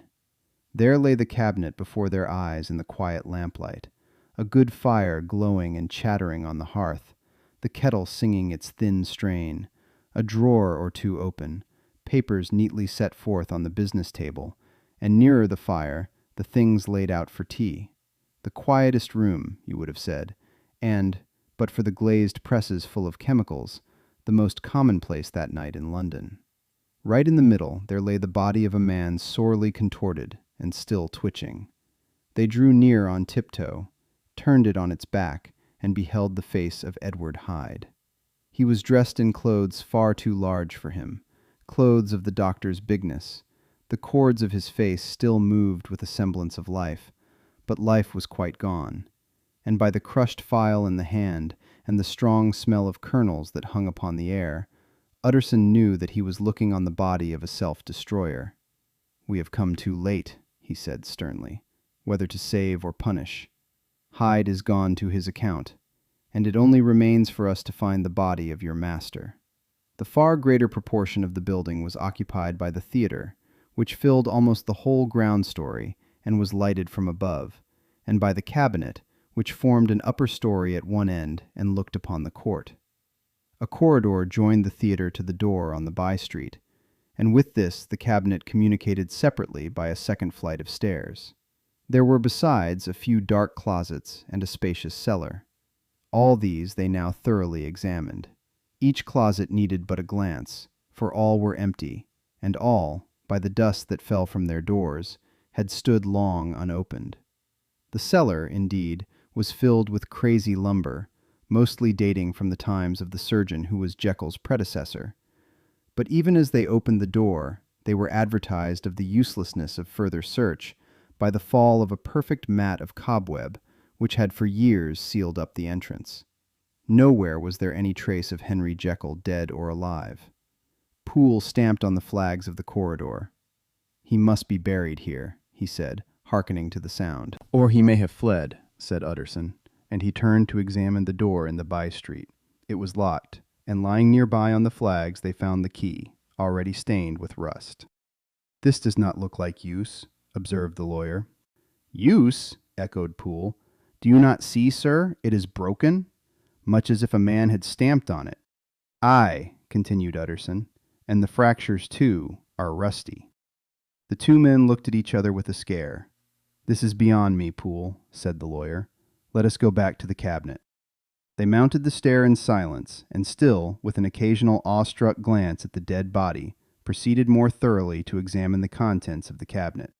At one table there were traces of chemical work, various measured heaps of some white salt being laid on glass saucers, as though for an experiment in which the unhappy man had been prevented. "That is the same drug that I was always bringing him," said Poole, and even as he spoke, the kettle, with a startling noise, boiled over. This brought them to the fireside, where the easy-chair was drawn cozily up, and the tea-things stood ready to the sitter's elbow, the very sugar in the cup. There were several books on a shelf. One lay beside the tea-things open, and Utterson was amazed to find it a copy of a pious work, for which Jekyll had several times expressed a great esteem, annotated, in his own hand, with startling blasphemies. Next, in the course of their review of the chamber, the searchers came to the cheval-glass, into whose depths they looked with an involuntary horror. But it was so turned as to show them nothing but the rosy glow playing on the roof, the fire sparkling in 100 repetitions along the glazed front of the presses, and their own pale and fearful countenances stooping to look in. "This glass has seen some strange things, sir," whispered Poole. "And surely none stranger than itself," echoed the lawyer in the same tones. "For what did Jekyll—" He caught himself up at the word with a start, and then, conquering the weakness, "What could Jekyll want with it?" he said. "You may say that," said Poole. Next they turned to the business table. On the desk, among the neat array of papers, a large envelope was uppermost, and bore, in the doctor's hand, the name of Mr. Utterson. The lawyer unsealed it, and several enclosures fell to the floor. The first was a will, drawn in the same eccentric terms as the one which he had returned 6 months before, to serve as a testament in case of death, and as a deed of gift in case of disappearance. But in place of the name of Edward Hyde, the lawyer, with indescribable amazement, read the name of Gabriel John Utterson. He looked at Poole, and then back at the paper, and last of all at the dead malefactor stretched upon the carpet. "My head goes round," he said. "He has been all these days in possession. He had no cause to like me. He must have raged to see himself displaced, and he has not destroyed this document." He caught up the next paper. It was a brief note in the doctor's hand, and dated at the top. "Oh, Poole," the lawyer cried, "he was alive and here this day. He cannot have been disposed of in so short a space. He must be still alive. He must have fled, And then, why fled? And how? And in that case, can we venture to declare this suicide? Oh, we must be careful. I foresee that we may yet involve your master in some dire catastrophe. Why don't you read it, sir? Asked Poole. Because I fear, replied the lawyer solemnly. God grant I have no cause for it. And with that he brought the paper to his eyes and read as follows. My dear Utterson, when this shall fall into your hands, I shall have disappeared. Under what circumstances I have not the penetration to foresee, but my instinct and all the circumstances of my nameless situation tell me that the end is sure and must be early. Go then, and first read the narrative which Lanyon warned me he was to place in your hands, and if you care to hear more, turn to the confession of your unworthy and unhappy friend, Henry Jekyll. There was a third enclosure? Asked Utterson. Here, sir, said Poole, and gave into his hands a considerable packet sealed in several places. The lawyer put it in his pocket. I would say nothing of this paper. If your master has fled or is dead, we may at least save his credit. It is now 10. I must go home and read these documents in quiet, but I shall be back before midnight, when we shall send for the police. They went out, locking the door of the theater behind them, and Utterson, once more leaving the servants gathered about the fire in the hall, trudged back to his office to read the two narratives in which this mystery was now to be explained. Turning to Dr. Lanyon's narrative. On the 9th of January, now 4 days ago, I received by the evening delivery a registered envelope, addressed in the hand of my colleague and old school companion, Henry Jekyll. I was a good deal surprised by this, for we were by no means in the habit of correspondence. I had seen the man, dined with him, indeed, the night before, and I could imagine nothing in our intercourse that should justify formality of registration. The contents increased my wonder, for this is how the letter ran. December 10th, 18. Dear Lanyon, you are one of my oldest friends, and although we may have differed at times on scientific questions, I cannot remember, at least on my side, any break in our affection. There was never a day when, if you had said to me, Jekyll, my life, my honor, my reason depend upon you, I would not have sacrificed my left hand to help you. Lanyon, my life, my honor, my reason are all at your mercy. If you fail me tonight, I am lost. You might suppose, after this preface, that I am going to ask you for something dishonorable to grant. Judge for yourself. I want you to postpone all other engagements for tonight. Aye, even if you were summoned to the bedside of an emperor, to take a cab, unless your carriage should be actually at the door, and with this letter in your hand for consultation, to drive straight to my house. Poole, my butler, has his orders. You will find him waiting your arrival with a locksmith. The door of my cabinet is then to be forced, and you are to go in alone, to open the glazed press, letter E, on the left hand, breaking the lock if it be shut, and to draw out, with all its contents as they stand, the fourth drawer from the top, or, which is the same thing, the third from the bottom. In my extreme distress of mind, I have a morbid fear of misdirecting you, but even if I am in error, you may know the right drawer by its contents. Some powders, a file, and a paper book. This drawer I beg of you to carry back with you to Cavendish Square exactly as it stands. That is the first part of the service. Now for the second. You should be back, if you set out at once on the receipt of this, long before midnight, but I will leave you that amount of margin, not only in the fear of one of those obstacles that can neither be prevented nor foreseen, but because an hour when your servants are in bed is to be preferred for what will then remain to do. At midnight, then, I have to ask you to be alone in your consulting room, to admit with your own hand into the house a man who will present himself in my name, and to place in his hands the drawer that you will have brought with you from my cabinet. Then you will have played your part and earned my gratitude completely.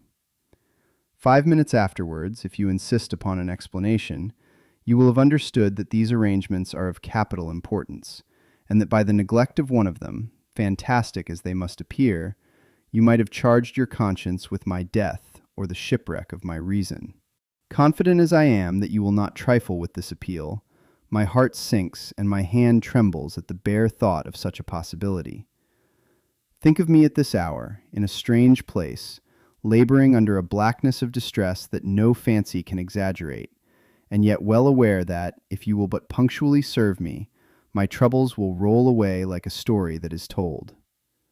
Serve me, my dear Lanyon, and save. Your friend, H.J. P.S. I had already sealed this up when a fresh terror struck upon my soul.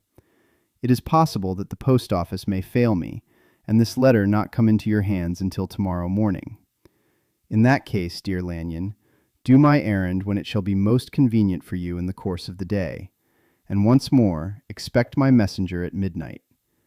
It may then already be too late, and if that night passes without event, you will know that you have seen the last of Henry Jekyll. Upon the reading of this letter, I made sure my colleague was insane, but till that was proved beyond the possibility of doubt, I felt bound to do as he requested. The less I understood of this farrago, the less I was in a position to judge of its importance, and an appeal so worded could not be set aside without a grave responsibility. I rose accordingly from table, got into a hansom, and drove straight to Jekyll's house. The butler was awaiting my arrival. He had received by the same post as mine a registered letter of instruction, and had sent at once for a locksmith and a carpenter. The tradesmen came while we were yet speaking, and we moved in a body to old Dr. Denman's surgical theatre, from which, as you are doubtless aware, Jekyll's private cabinet is most conveniently entered. The door was very strong, the lock excellent. The carpenter avowed he would have great trouble and have to do much damage, if force were to be used, and the locksmith was near despair. But this last was a handy fellow, and after 2 hours' work the door stood open. The press marked E was unlocked, and I took out the drawer, had it filled up with straw and tied in a sheet, and returned with it to Cavendish Square. Here I proceeded to examine its contents. The powders were neatly enough made up, but not with the nicety of the dispensing chemist, so that it was plain they were of Jekyll's private manufacture, and when I opened one of the wrappers, I found what seemed to me a simple crystalline salt of a white color. The phial, to which I next turned my attention, might have been about half full of a blood-red liquor, which was highly pungent to the sense of smell, and seemed to me to contain phosphorus and some volatile ether. At the other ingredients I could make no guess. The book was an ordinary version book, and contained little but a series of dates.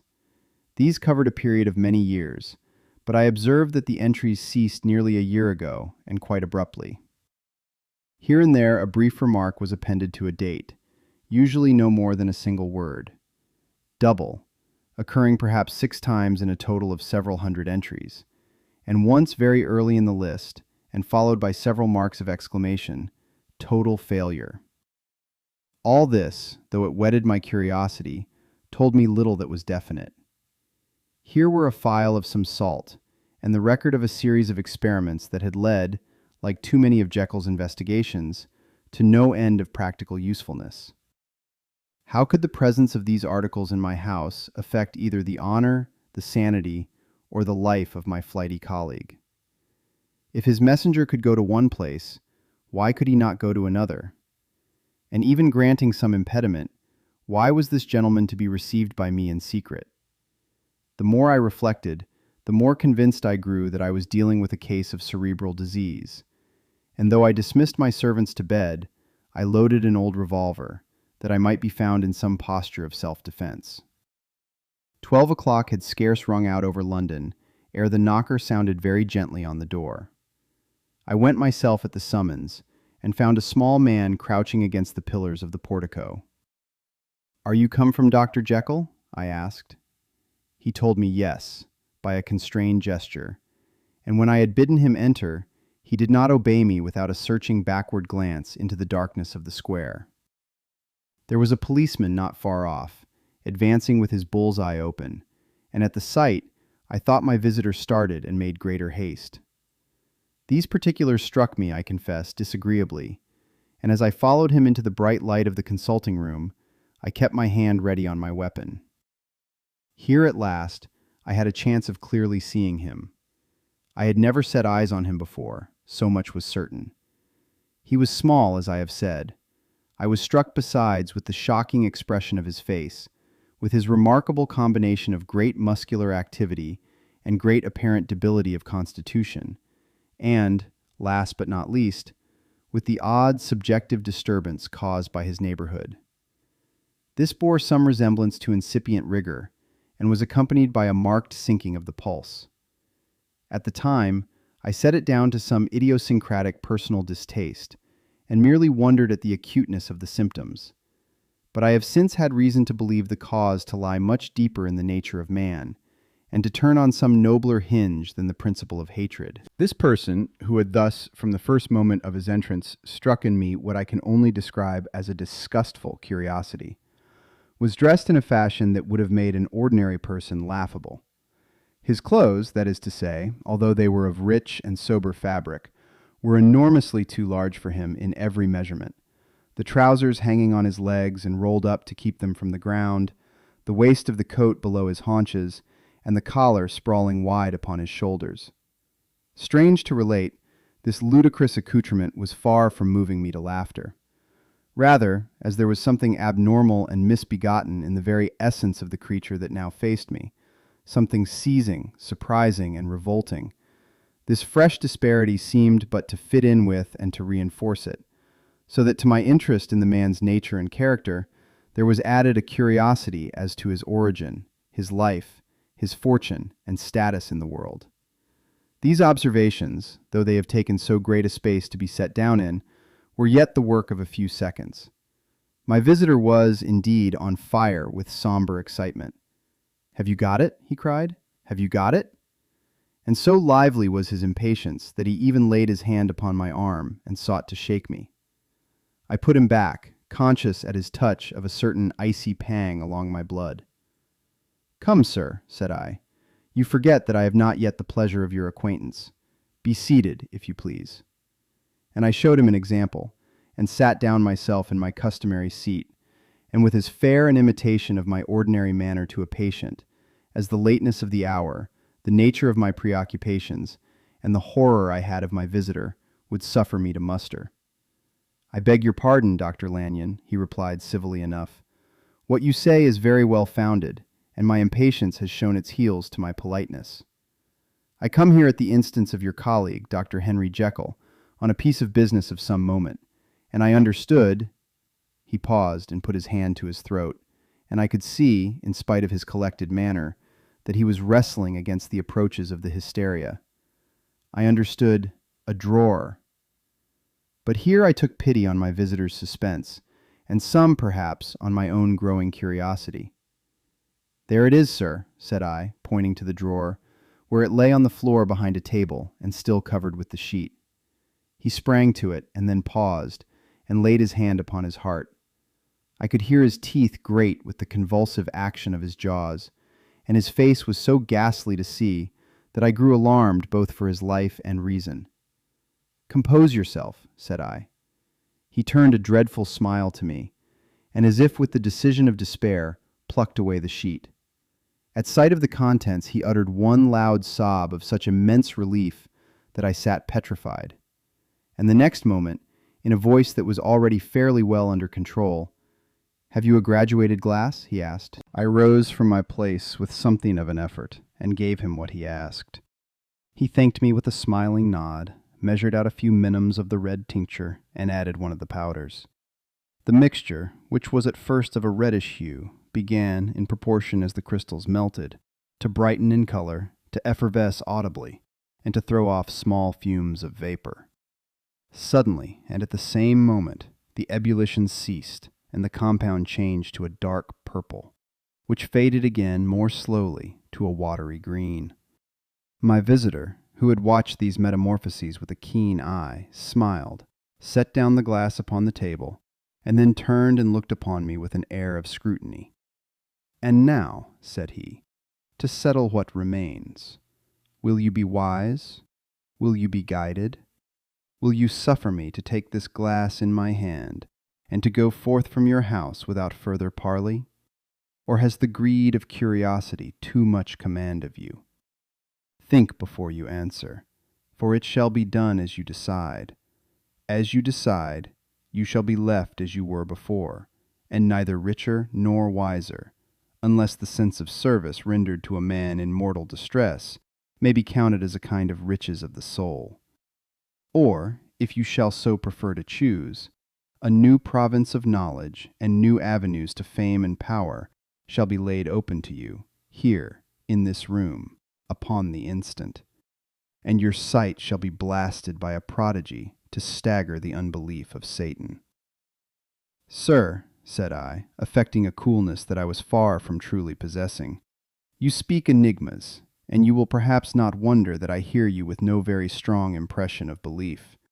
But I have gone too far in the way of inexplicable services to pause before I see the end.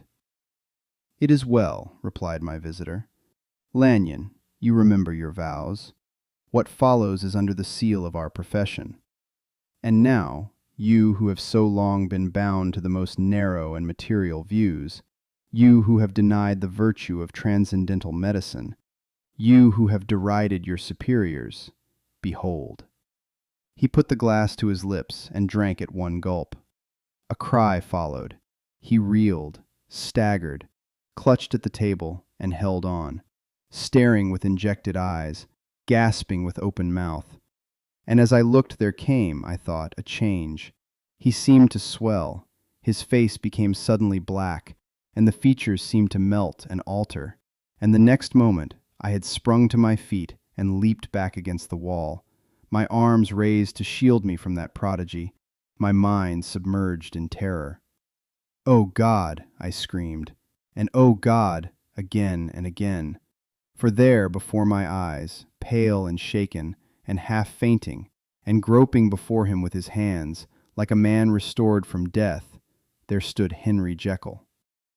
What he told me in the next hour, I cannot bring my mind to set on paper. I saw what I saw, I heard what I heard, and my soul sickened at it. And yet now, when that sight has faded from my eyes, I ask myself if I believe it, and I cannot answer. My life is shaken to its roots. Sleep has left me. The deadliest terror sits by me at all hours of the day and night, and I feel that my days are numbered, and that I must die. And yet I shall die incredulous. As for the moral turpitude that man unveiled to me, even with tears of penitence, I cannot, even in memory, dwell on it without a start of horror. I will say but one thing, Utterson, and that, if you can bring your mind to credit it, will be more than enough. The creature who crept into my house that night was, on Jekyll's own confession, known by the name of Hyde, and hunted for in every corner of the land as the murderer of Carew. Hasty Lanyon. Henry Jekyll's full statement of the case. I was born in the year 18, to a large fortune, endowed besides with excellent parts, inclined by nature to industry, fond of the respect of the wise and good among my fellow men, and thus, as might have been supposed, with every guarantee of an honorable and distinguished future. And indeed the worst of my faults was a certain impatient gaiety of disposition, such as has made the happiness of many, but such as I found it hard to reconcile with my imperious desire to carry my head high, and wear a more than commonly grave countenance before the public. Hence it came about that I concealed my pleasures, and that when I reached years of reflection, and began to look round me and take stock of my progress and position in the world, I stood already committed to a profound duplicity of life. Many a man would have even blazoned such irregularities as I was guilty of, but from the high views that I had set before me, I regarded and hid them with an almost morbid sense of shame. It was thus rather the exacting nature of my aspirations than any particular degradation in my faults that made me what I was, and, with even a deeper trench than in the majority of men, severed in me those provinces of good and ill which divide and compound man's dual nature. In this case, I was driven to reflect deeply and inveterately on that hard law of life, which lies at the root of religion and is one of the most plentiful springs of distress. Though so profound a double-dealer, I was in no sense a hypocrite. Both sides of me were in dead earnest. I was no more myself when I laid aside restraint and plunged in shame than when I labored, in the eye of day, at the furtherance of knowledge or the relief of sorrow and suffering. And it chanced that the direction of my scientific studies, which led wholly towards the mystic and the transcendental, reacted and shed a strong light on this consciousness of the perennial war among my members. With every day, and from both sides of my intelligence, the moral and the intellectual, I thus drew steadily nearer to that truth, by whose partial discovery I have been doomed to such a dreadful shipwreck, that man is not truly one, but truly two. I say two, because the state of my own knowledge does not pass beyond that point. Others will follow, others will outstrip me on the same lines, and I hazard the guess that man will be ultimately known for a mere polity of multifarious, incongruous, and independent denizens. I, for my part, from the nature of my life, advanced infallibly in one direction and in one direction only. It was on the moral side, and in my own person, that I learned to recognize the thorough and primitive duality of man. I saw that, of the two natures that contended in the field of my consciousness, even if I could rightly be said to be either, it was only because I was radically both. And from an early date, even before the course of my scientific discoveries had begun to suggest the most naked possibility of such a miracle, I had learned to dwell with pleasure, as a beloved daydream, on the thought of the separation of these elements. If each, I told myself, could be housed in separate identities, life would be relieved of all that was unbearable. The unjust might go his way, delivered from the aspirations and remorse of his more upright twin, and the just could walk steadfastly and securely on his upward path, doing the good things in which he found his pleasure, and no longer exposed to disgrace and penitence by the hands of this extraneous evil. It was the curse of mankind that these incongruous faggots were thus bound together, that in the agonized womb of consciousness, these polar twins should be continuously struggling. How, then, were they dissociated? I was so far in my reflections when, as I have said, a sidelight began to shine upon the subject from the laboratory table. I began to perceive more deeply than it has ever yet been stated the trembling immateriality, the mist-like transience of this seemingly so solid body in which we walk attired. Certain agents I found to have the power to shake and pluck back that fleshly vestment, even as a wind might toss the curtains of a pavilion. For two good reasons I will not enter deeply into this scientific branch of my confession. First, because I have been made to learn that the doom and burthen of our life is bound forever on man's shoulders, and when the attempt is made to cast it off, it but returns upon us with more unfamiliar and more awful pressure. Second, because, as my narrative will make, alas, too evident, my discoveries were incomplete. Enough, then, that I not only recognized my natural body from the mere aura and effulgence of certain of the powers that made up my spirit, but managed to compound a drug by which these powers should be dethroned from their supremacy, and a second form and countenance substituted, none the less natural to me because they were the expression and bore the stamp of lower elements in my soul. I hesitated long before I put this theory to the test of practice. I knew well that I risked death, for any drug that so potently controlled and shook the very fortress of identity might, by the least scruple of an overdose, or at the least inopportunity in the moment of exhibition, utterly blot out that immaterial tabernacle which I looked to it to change. But the temptation of a discovery so singular and profound at last overcame the suggestions of alarm. I had long since prepared my tincture. I purchased at once, from a firm of wholesale chemists, a large quantity of a particular salt which I knew, from my experiments, to be the last ingredient required. And late one accursed night, I compounded the elements, watched them boil and smoke together in the glass, and when the ebullition had subsided, with a strong glow of courage, drank off the potion.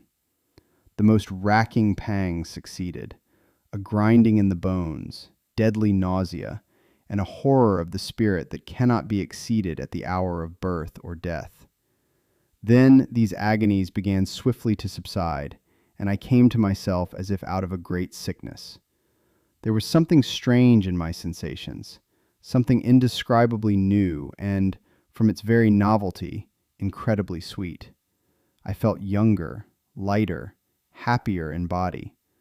Within, I was conscious of a heady recklessness, a current of disordered sensual images running like a mill race in my fancy, a solution of the bonds of obligation, an unknown but not an innocent freedom of the soul.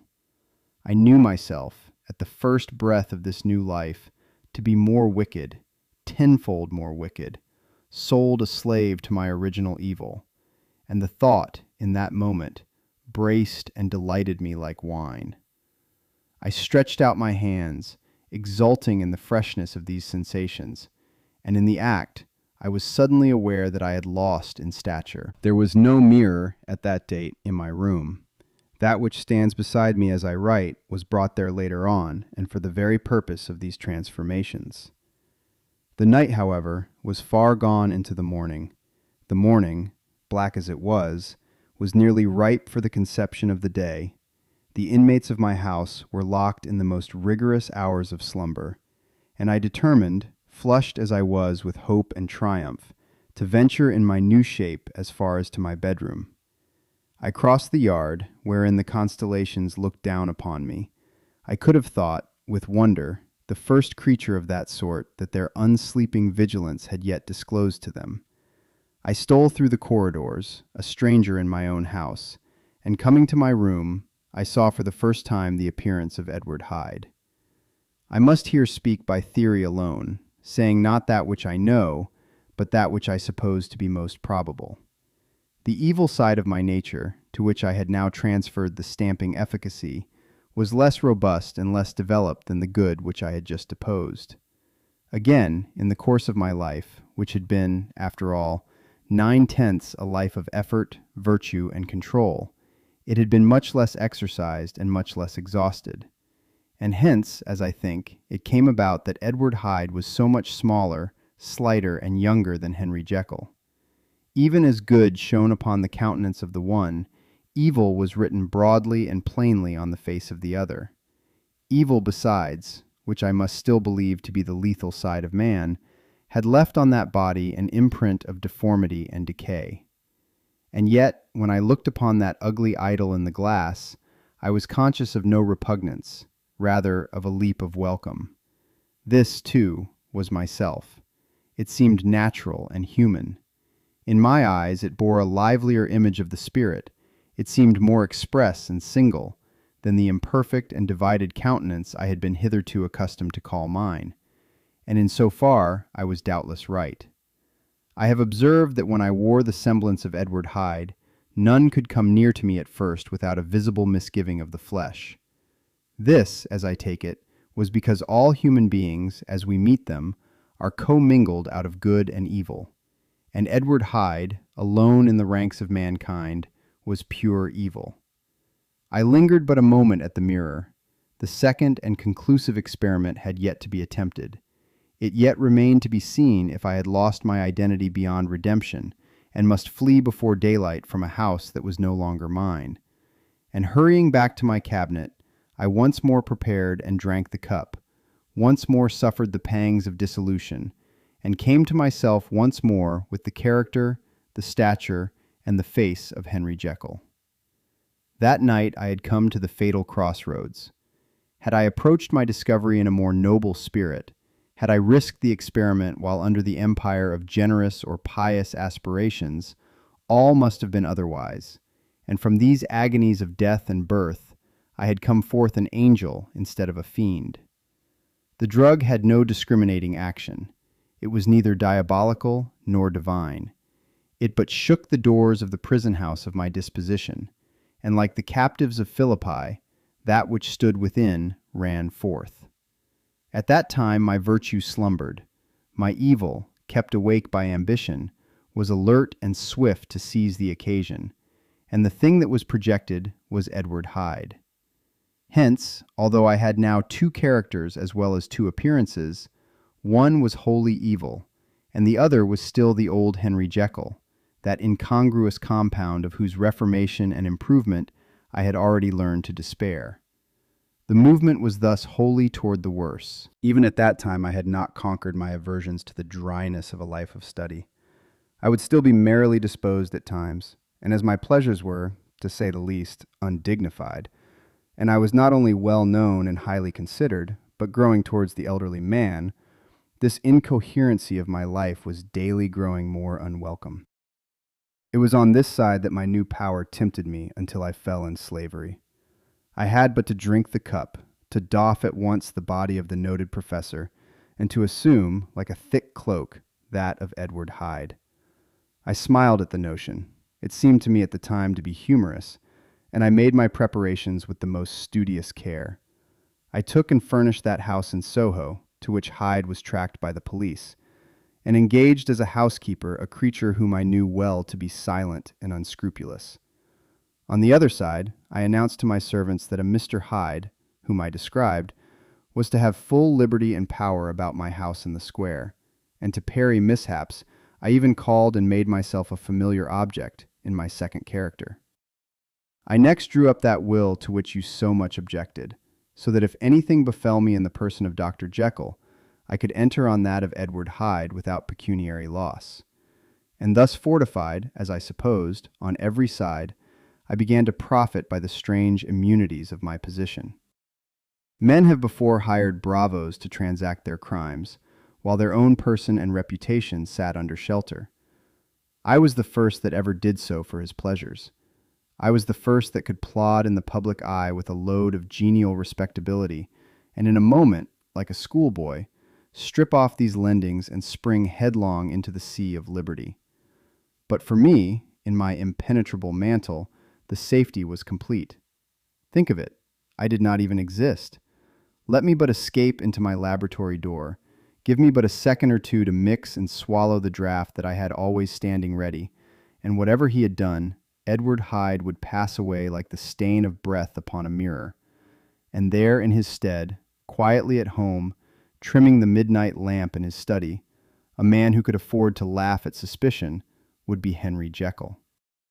The pleasures which I made haste to seek in my disguise were, as I have said, undignified.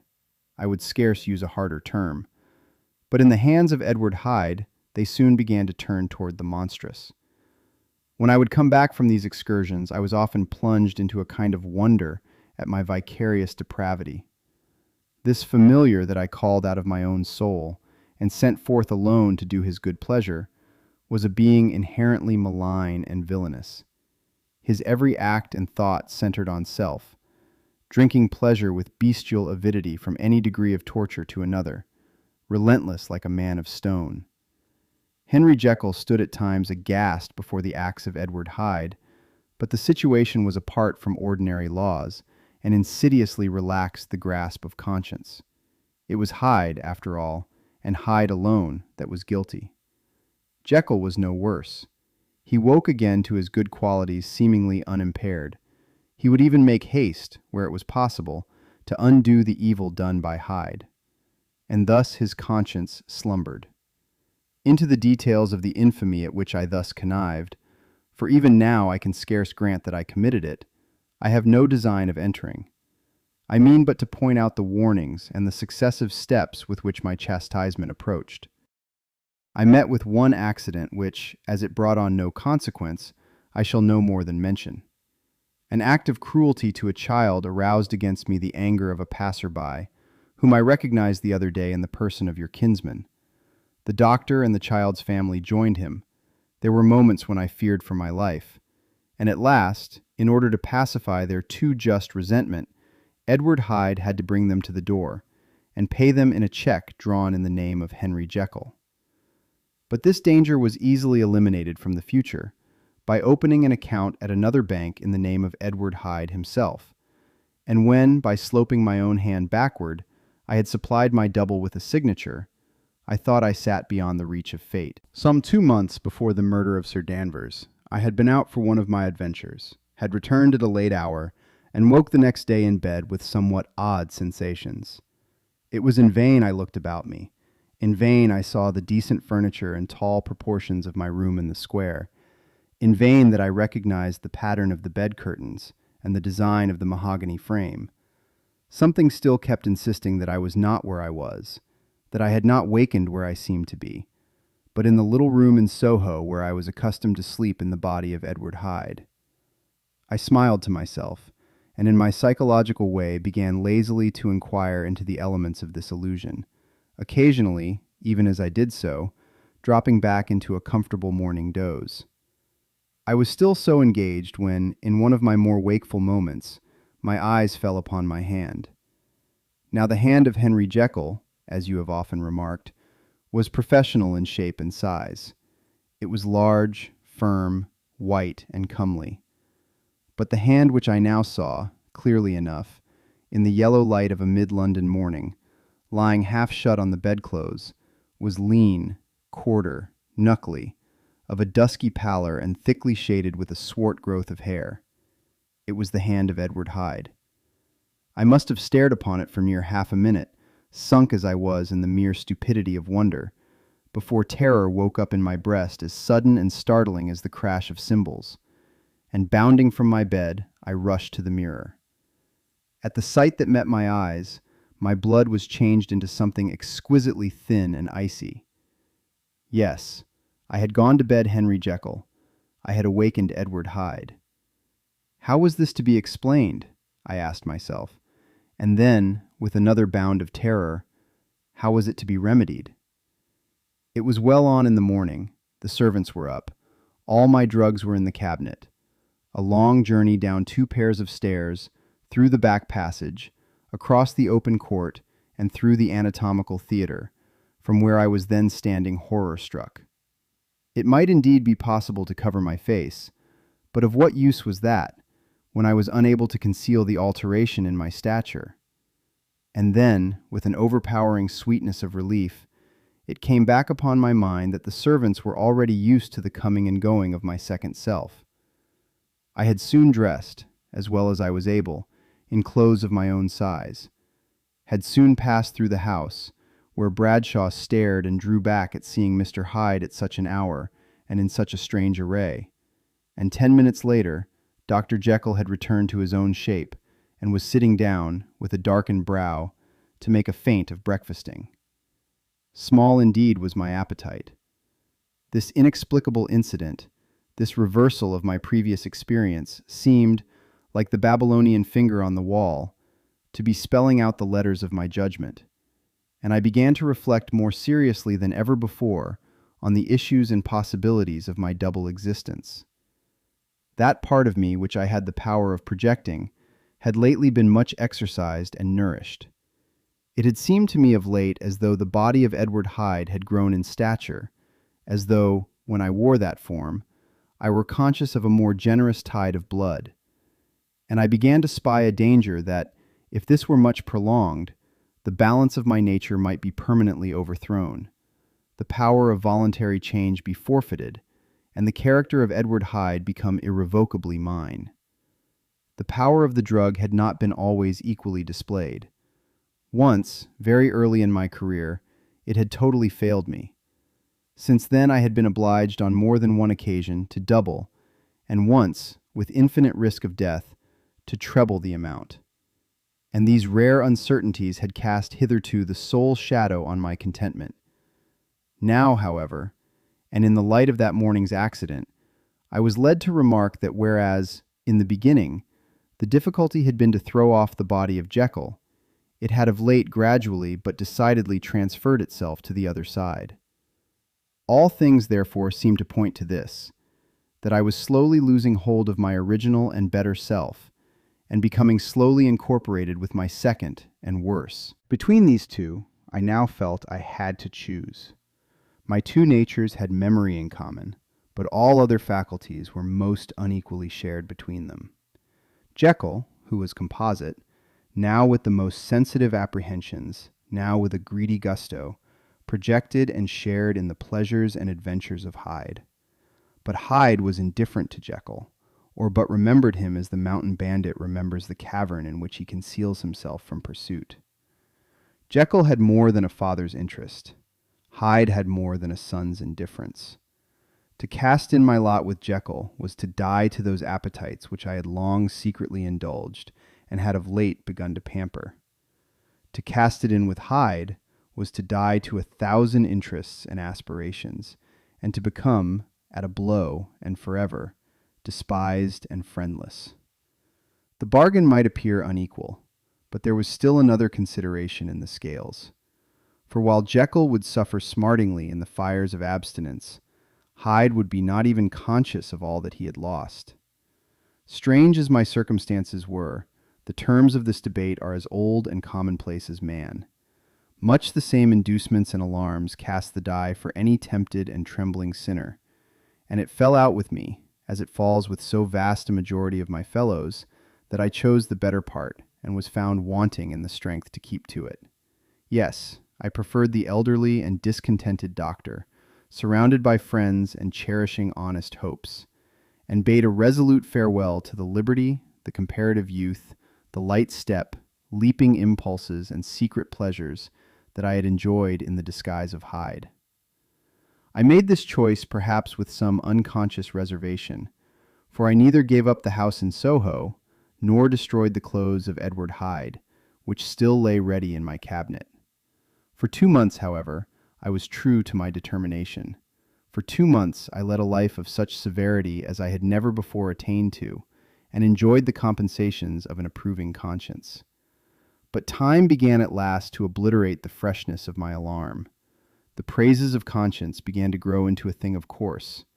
I began to be tortured with throes and longings, as of Hyde struggling after freedom, and at last, in an hour of moral weakness, I once again compounded and swallowed the transforming draught.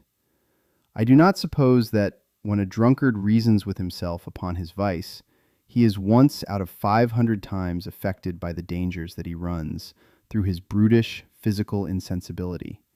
Neither had I, long as I had considered my position, made enough allowance for the complete moral insensibility and insensate readiness to evil, which were the leading characters of Edward Hyde. Yet it was by these that I was punished. My devil had been long caged, he came out roaring. I was conscious, even when I took the draught, of a more unbridled, a more furious propensity to ill. It must have been this, I suppose, that stirred in my soul that tempest of impatience with which I listened to the civilities of my unhappy victim. I declare, at least, before God, no man morally sane could have been guilty of that crime upon so pitiful a provocation, and that I struck in no more reasonable spirit than that in which a sick child may break a plaything.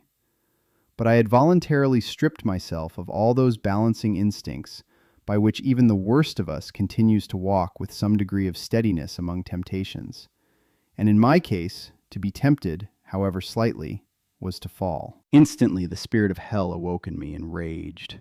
With a transport of glee, I mauled the unresisting body, tasting delight from every blow. And it was not till weariness had begun to succeed that I was suddenly, in the top fit of my delirium, struck through the heart by a cold thrill of terror. A mist dispersed. I saw my life to be forfeit, and fled from the scene of these excesses, at once glorying and trembling, my lust of evil gratified and stimulated, my love of life screwed to the topmost peg. I ran to the house in Soho, and, to make assurance doubly sure, destroyed my papers.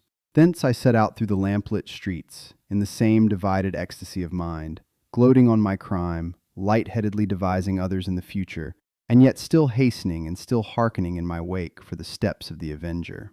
Hyde had a song upon his lips as he compounded the draught, and as he drank it, pledged the dead man. The pangs of transformation had not done tearing him, before Henry Jekyll, with streaming tears of gratitude and remorse, had fallen upon his knees and lifted his clasped hands to God. The veil of self-indulgence was rent from head to foot.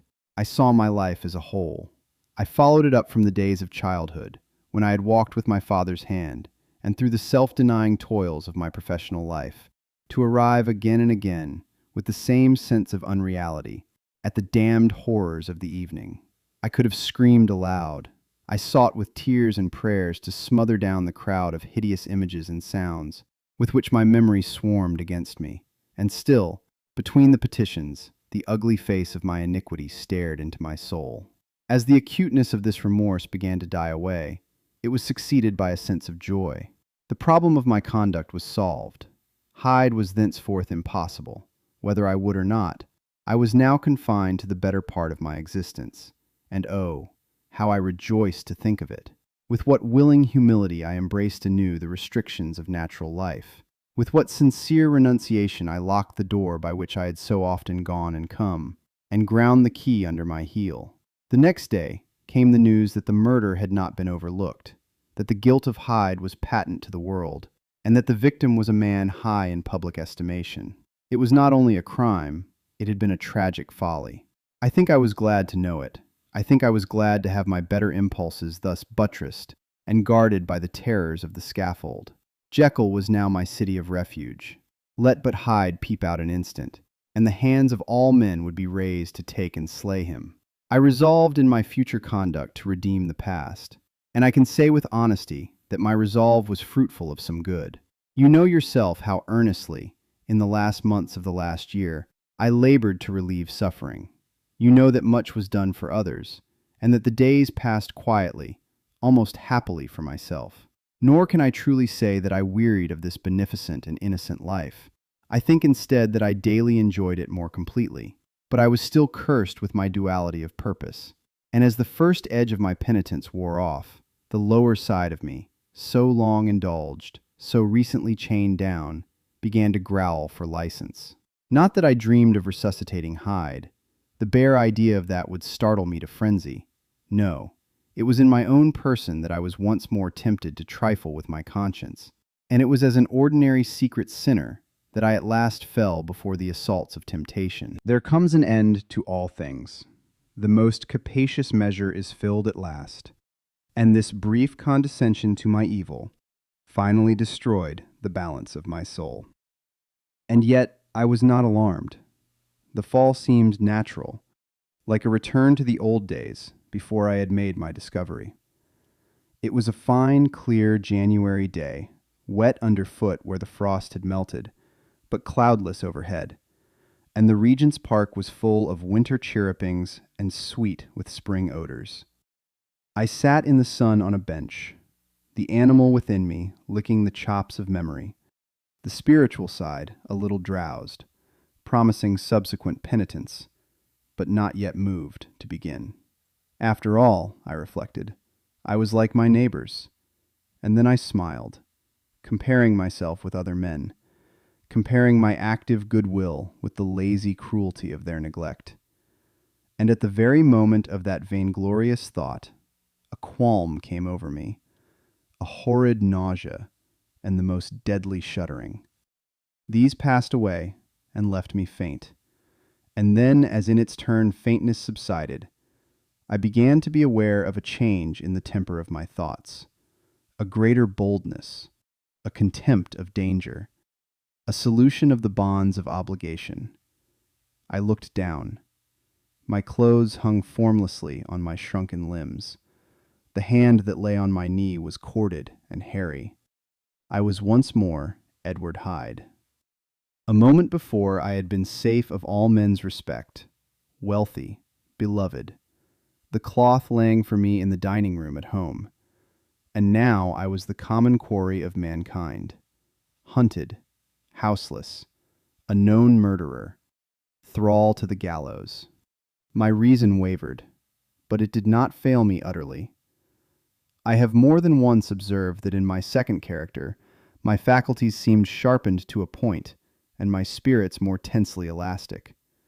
Thus it came about that, where Jekyll perhaps might have succumbed, Hyde rose to the importance of the moment. My drugs were in one of the presses of my cabinet. How was I to reach them? That was the problem that, crushing my temples in my hands, I set myself to solve. The laboratory door I had closed. If I sought to enter by the house, my own servants would consign me to the gallows.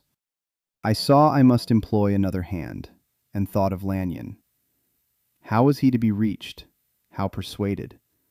Supposing that I escaped capture in the streets, how was I to make my way into his presence? And how should I, an unknown and displeasing visitor, prevail on the famous physician to rifle the study of his colleague, Dr. Jekyll? Then I remembered that of my original character, one part remained to me. I could write my own hand.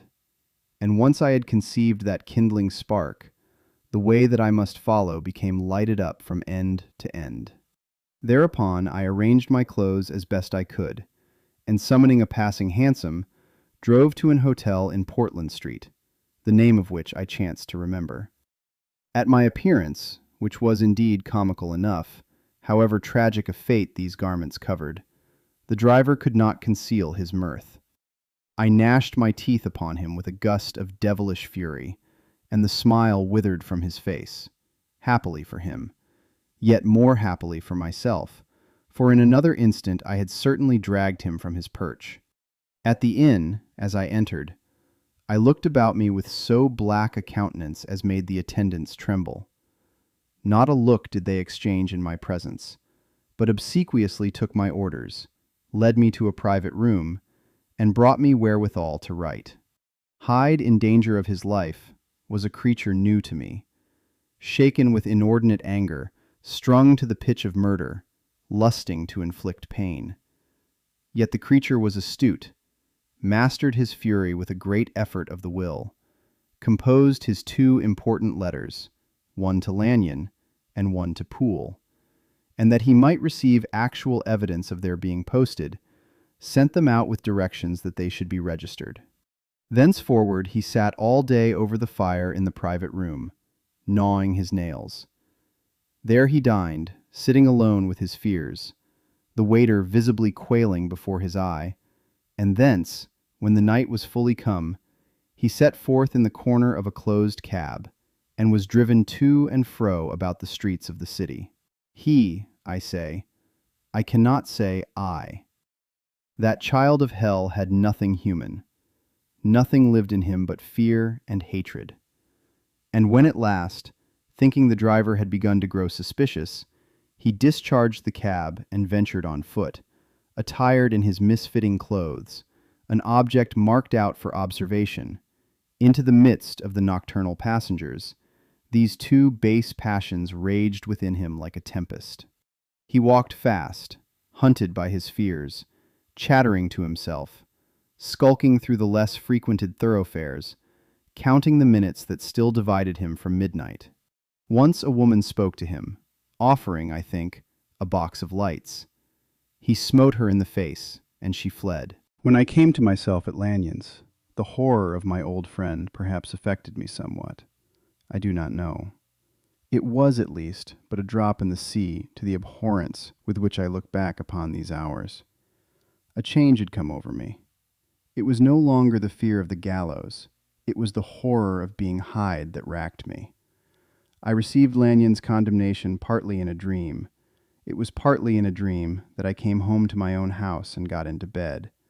I slept, after the prostration of the day, with a stringent and profound slumber which not even the nightmares that wrung me could avail to break.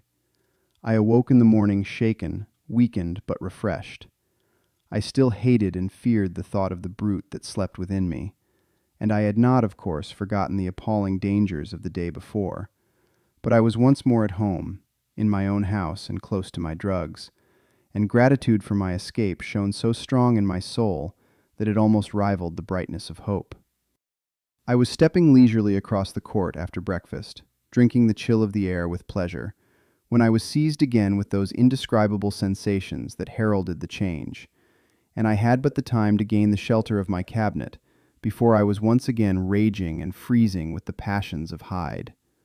It took on this occasion a double dose to recall me to myself, and alas, 6 hours after, as I sat looking sadly in the fire, the pangs returned, and the drug had to be re-administered.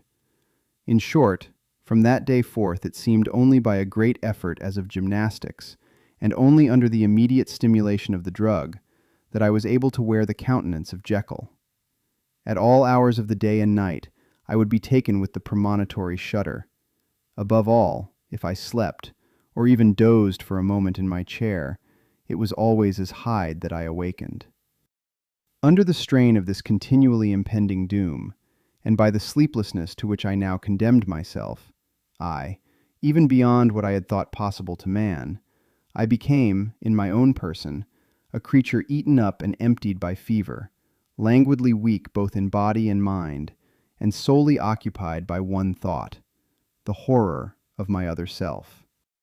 But when I slept, or when the virtue of the medicine wore off, I would leap almost without transition, for the pangs of transformation grew daily less marked, into the possession of a fancy brimming with images of terror, a soul boiling with causeless hatreds, and a body that seemed not strong enough to contain the raging energies of life.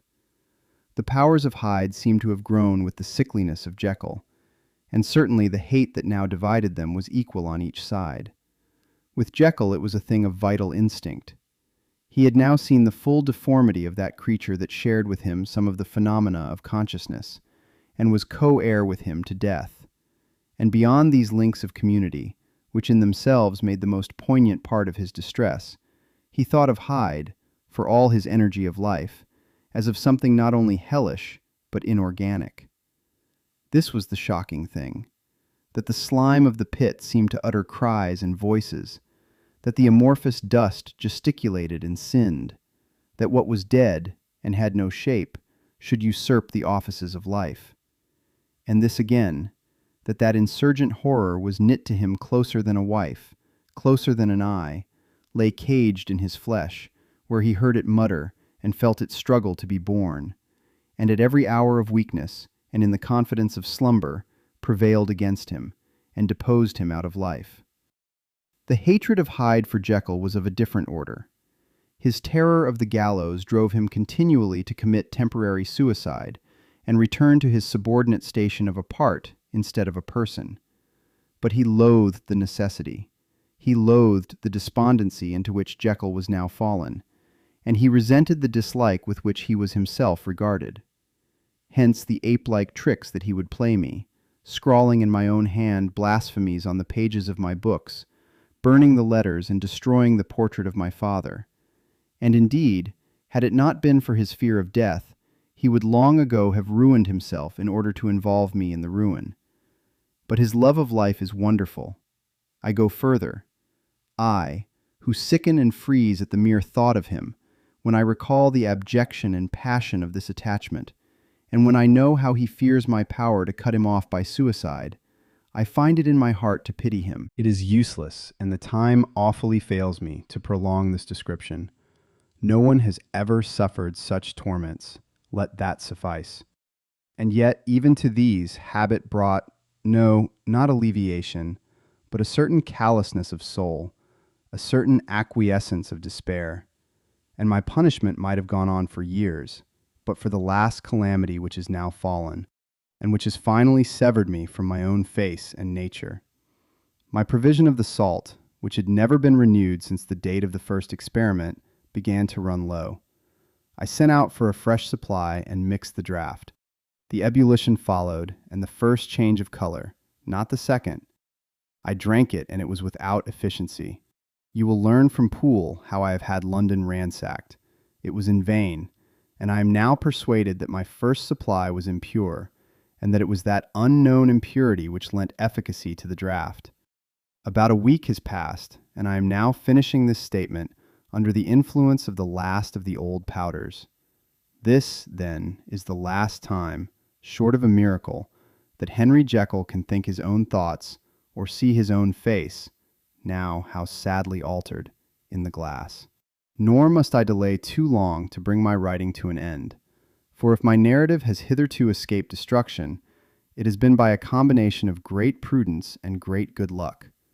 Should the throes of change take me in the act of writing it, Hyde will tear it in pieces.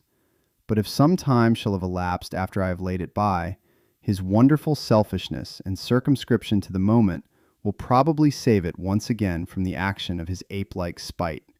And indeed, the doom that is closing on us both has already changed and crushed him. Half an hour from now, when I shall again and forever re-endue that hated personality, I know how I shall sit shuddering and weeping in my chair, or continue, with the most strained and fear-struck ecstasy of listening, to pace up and down this room, my last earthly refuge, and give ear to every sound of menace. Will Hyde die upon the scaffold? Or will he find courage to release himself at the last moment? God knows. I am careless. This is my true hour of death, and what is to follow concerns another than myself. Here, then, as I lay down the pen and proceed to seal up my confession, I bring the life of that unhappy Henry Jekyll to an end. And so closes The Strange Case of Dr. Jekyll and Mr. Hyde by Robert Louis Stevenson. The tale of two natures inside one man, first published in 1886, and now part of the public domain. I want to thank you for listening. If you haven't subscribed to Quixer, spelled Quixer, please click subscribe, hit the like button, and add a comment. Supporting the channel is free, and it means a lot. You can also visit Vite.Media and pick up a book of any kind that suits your needs.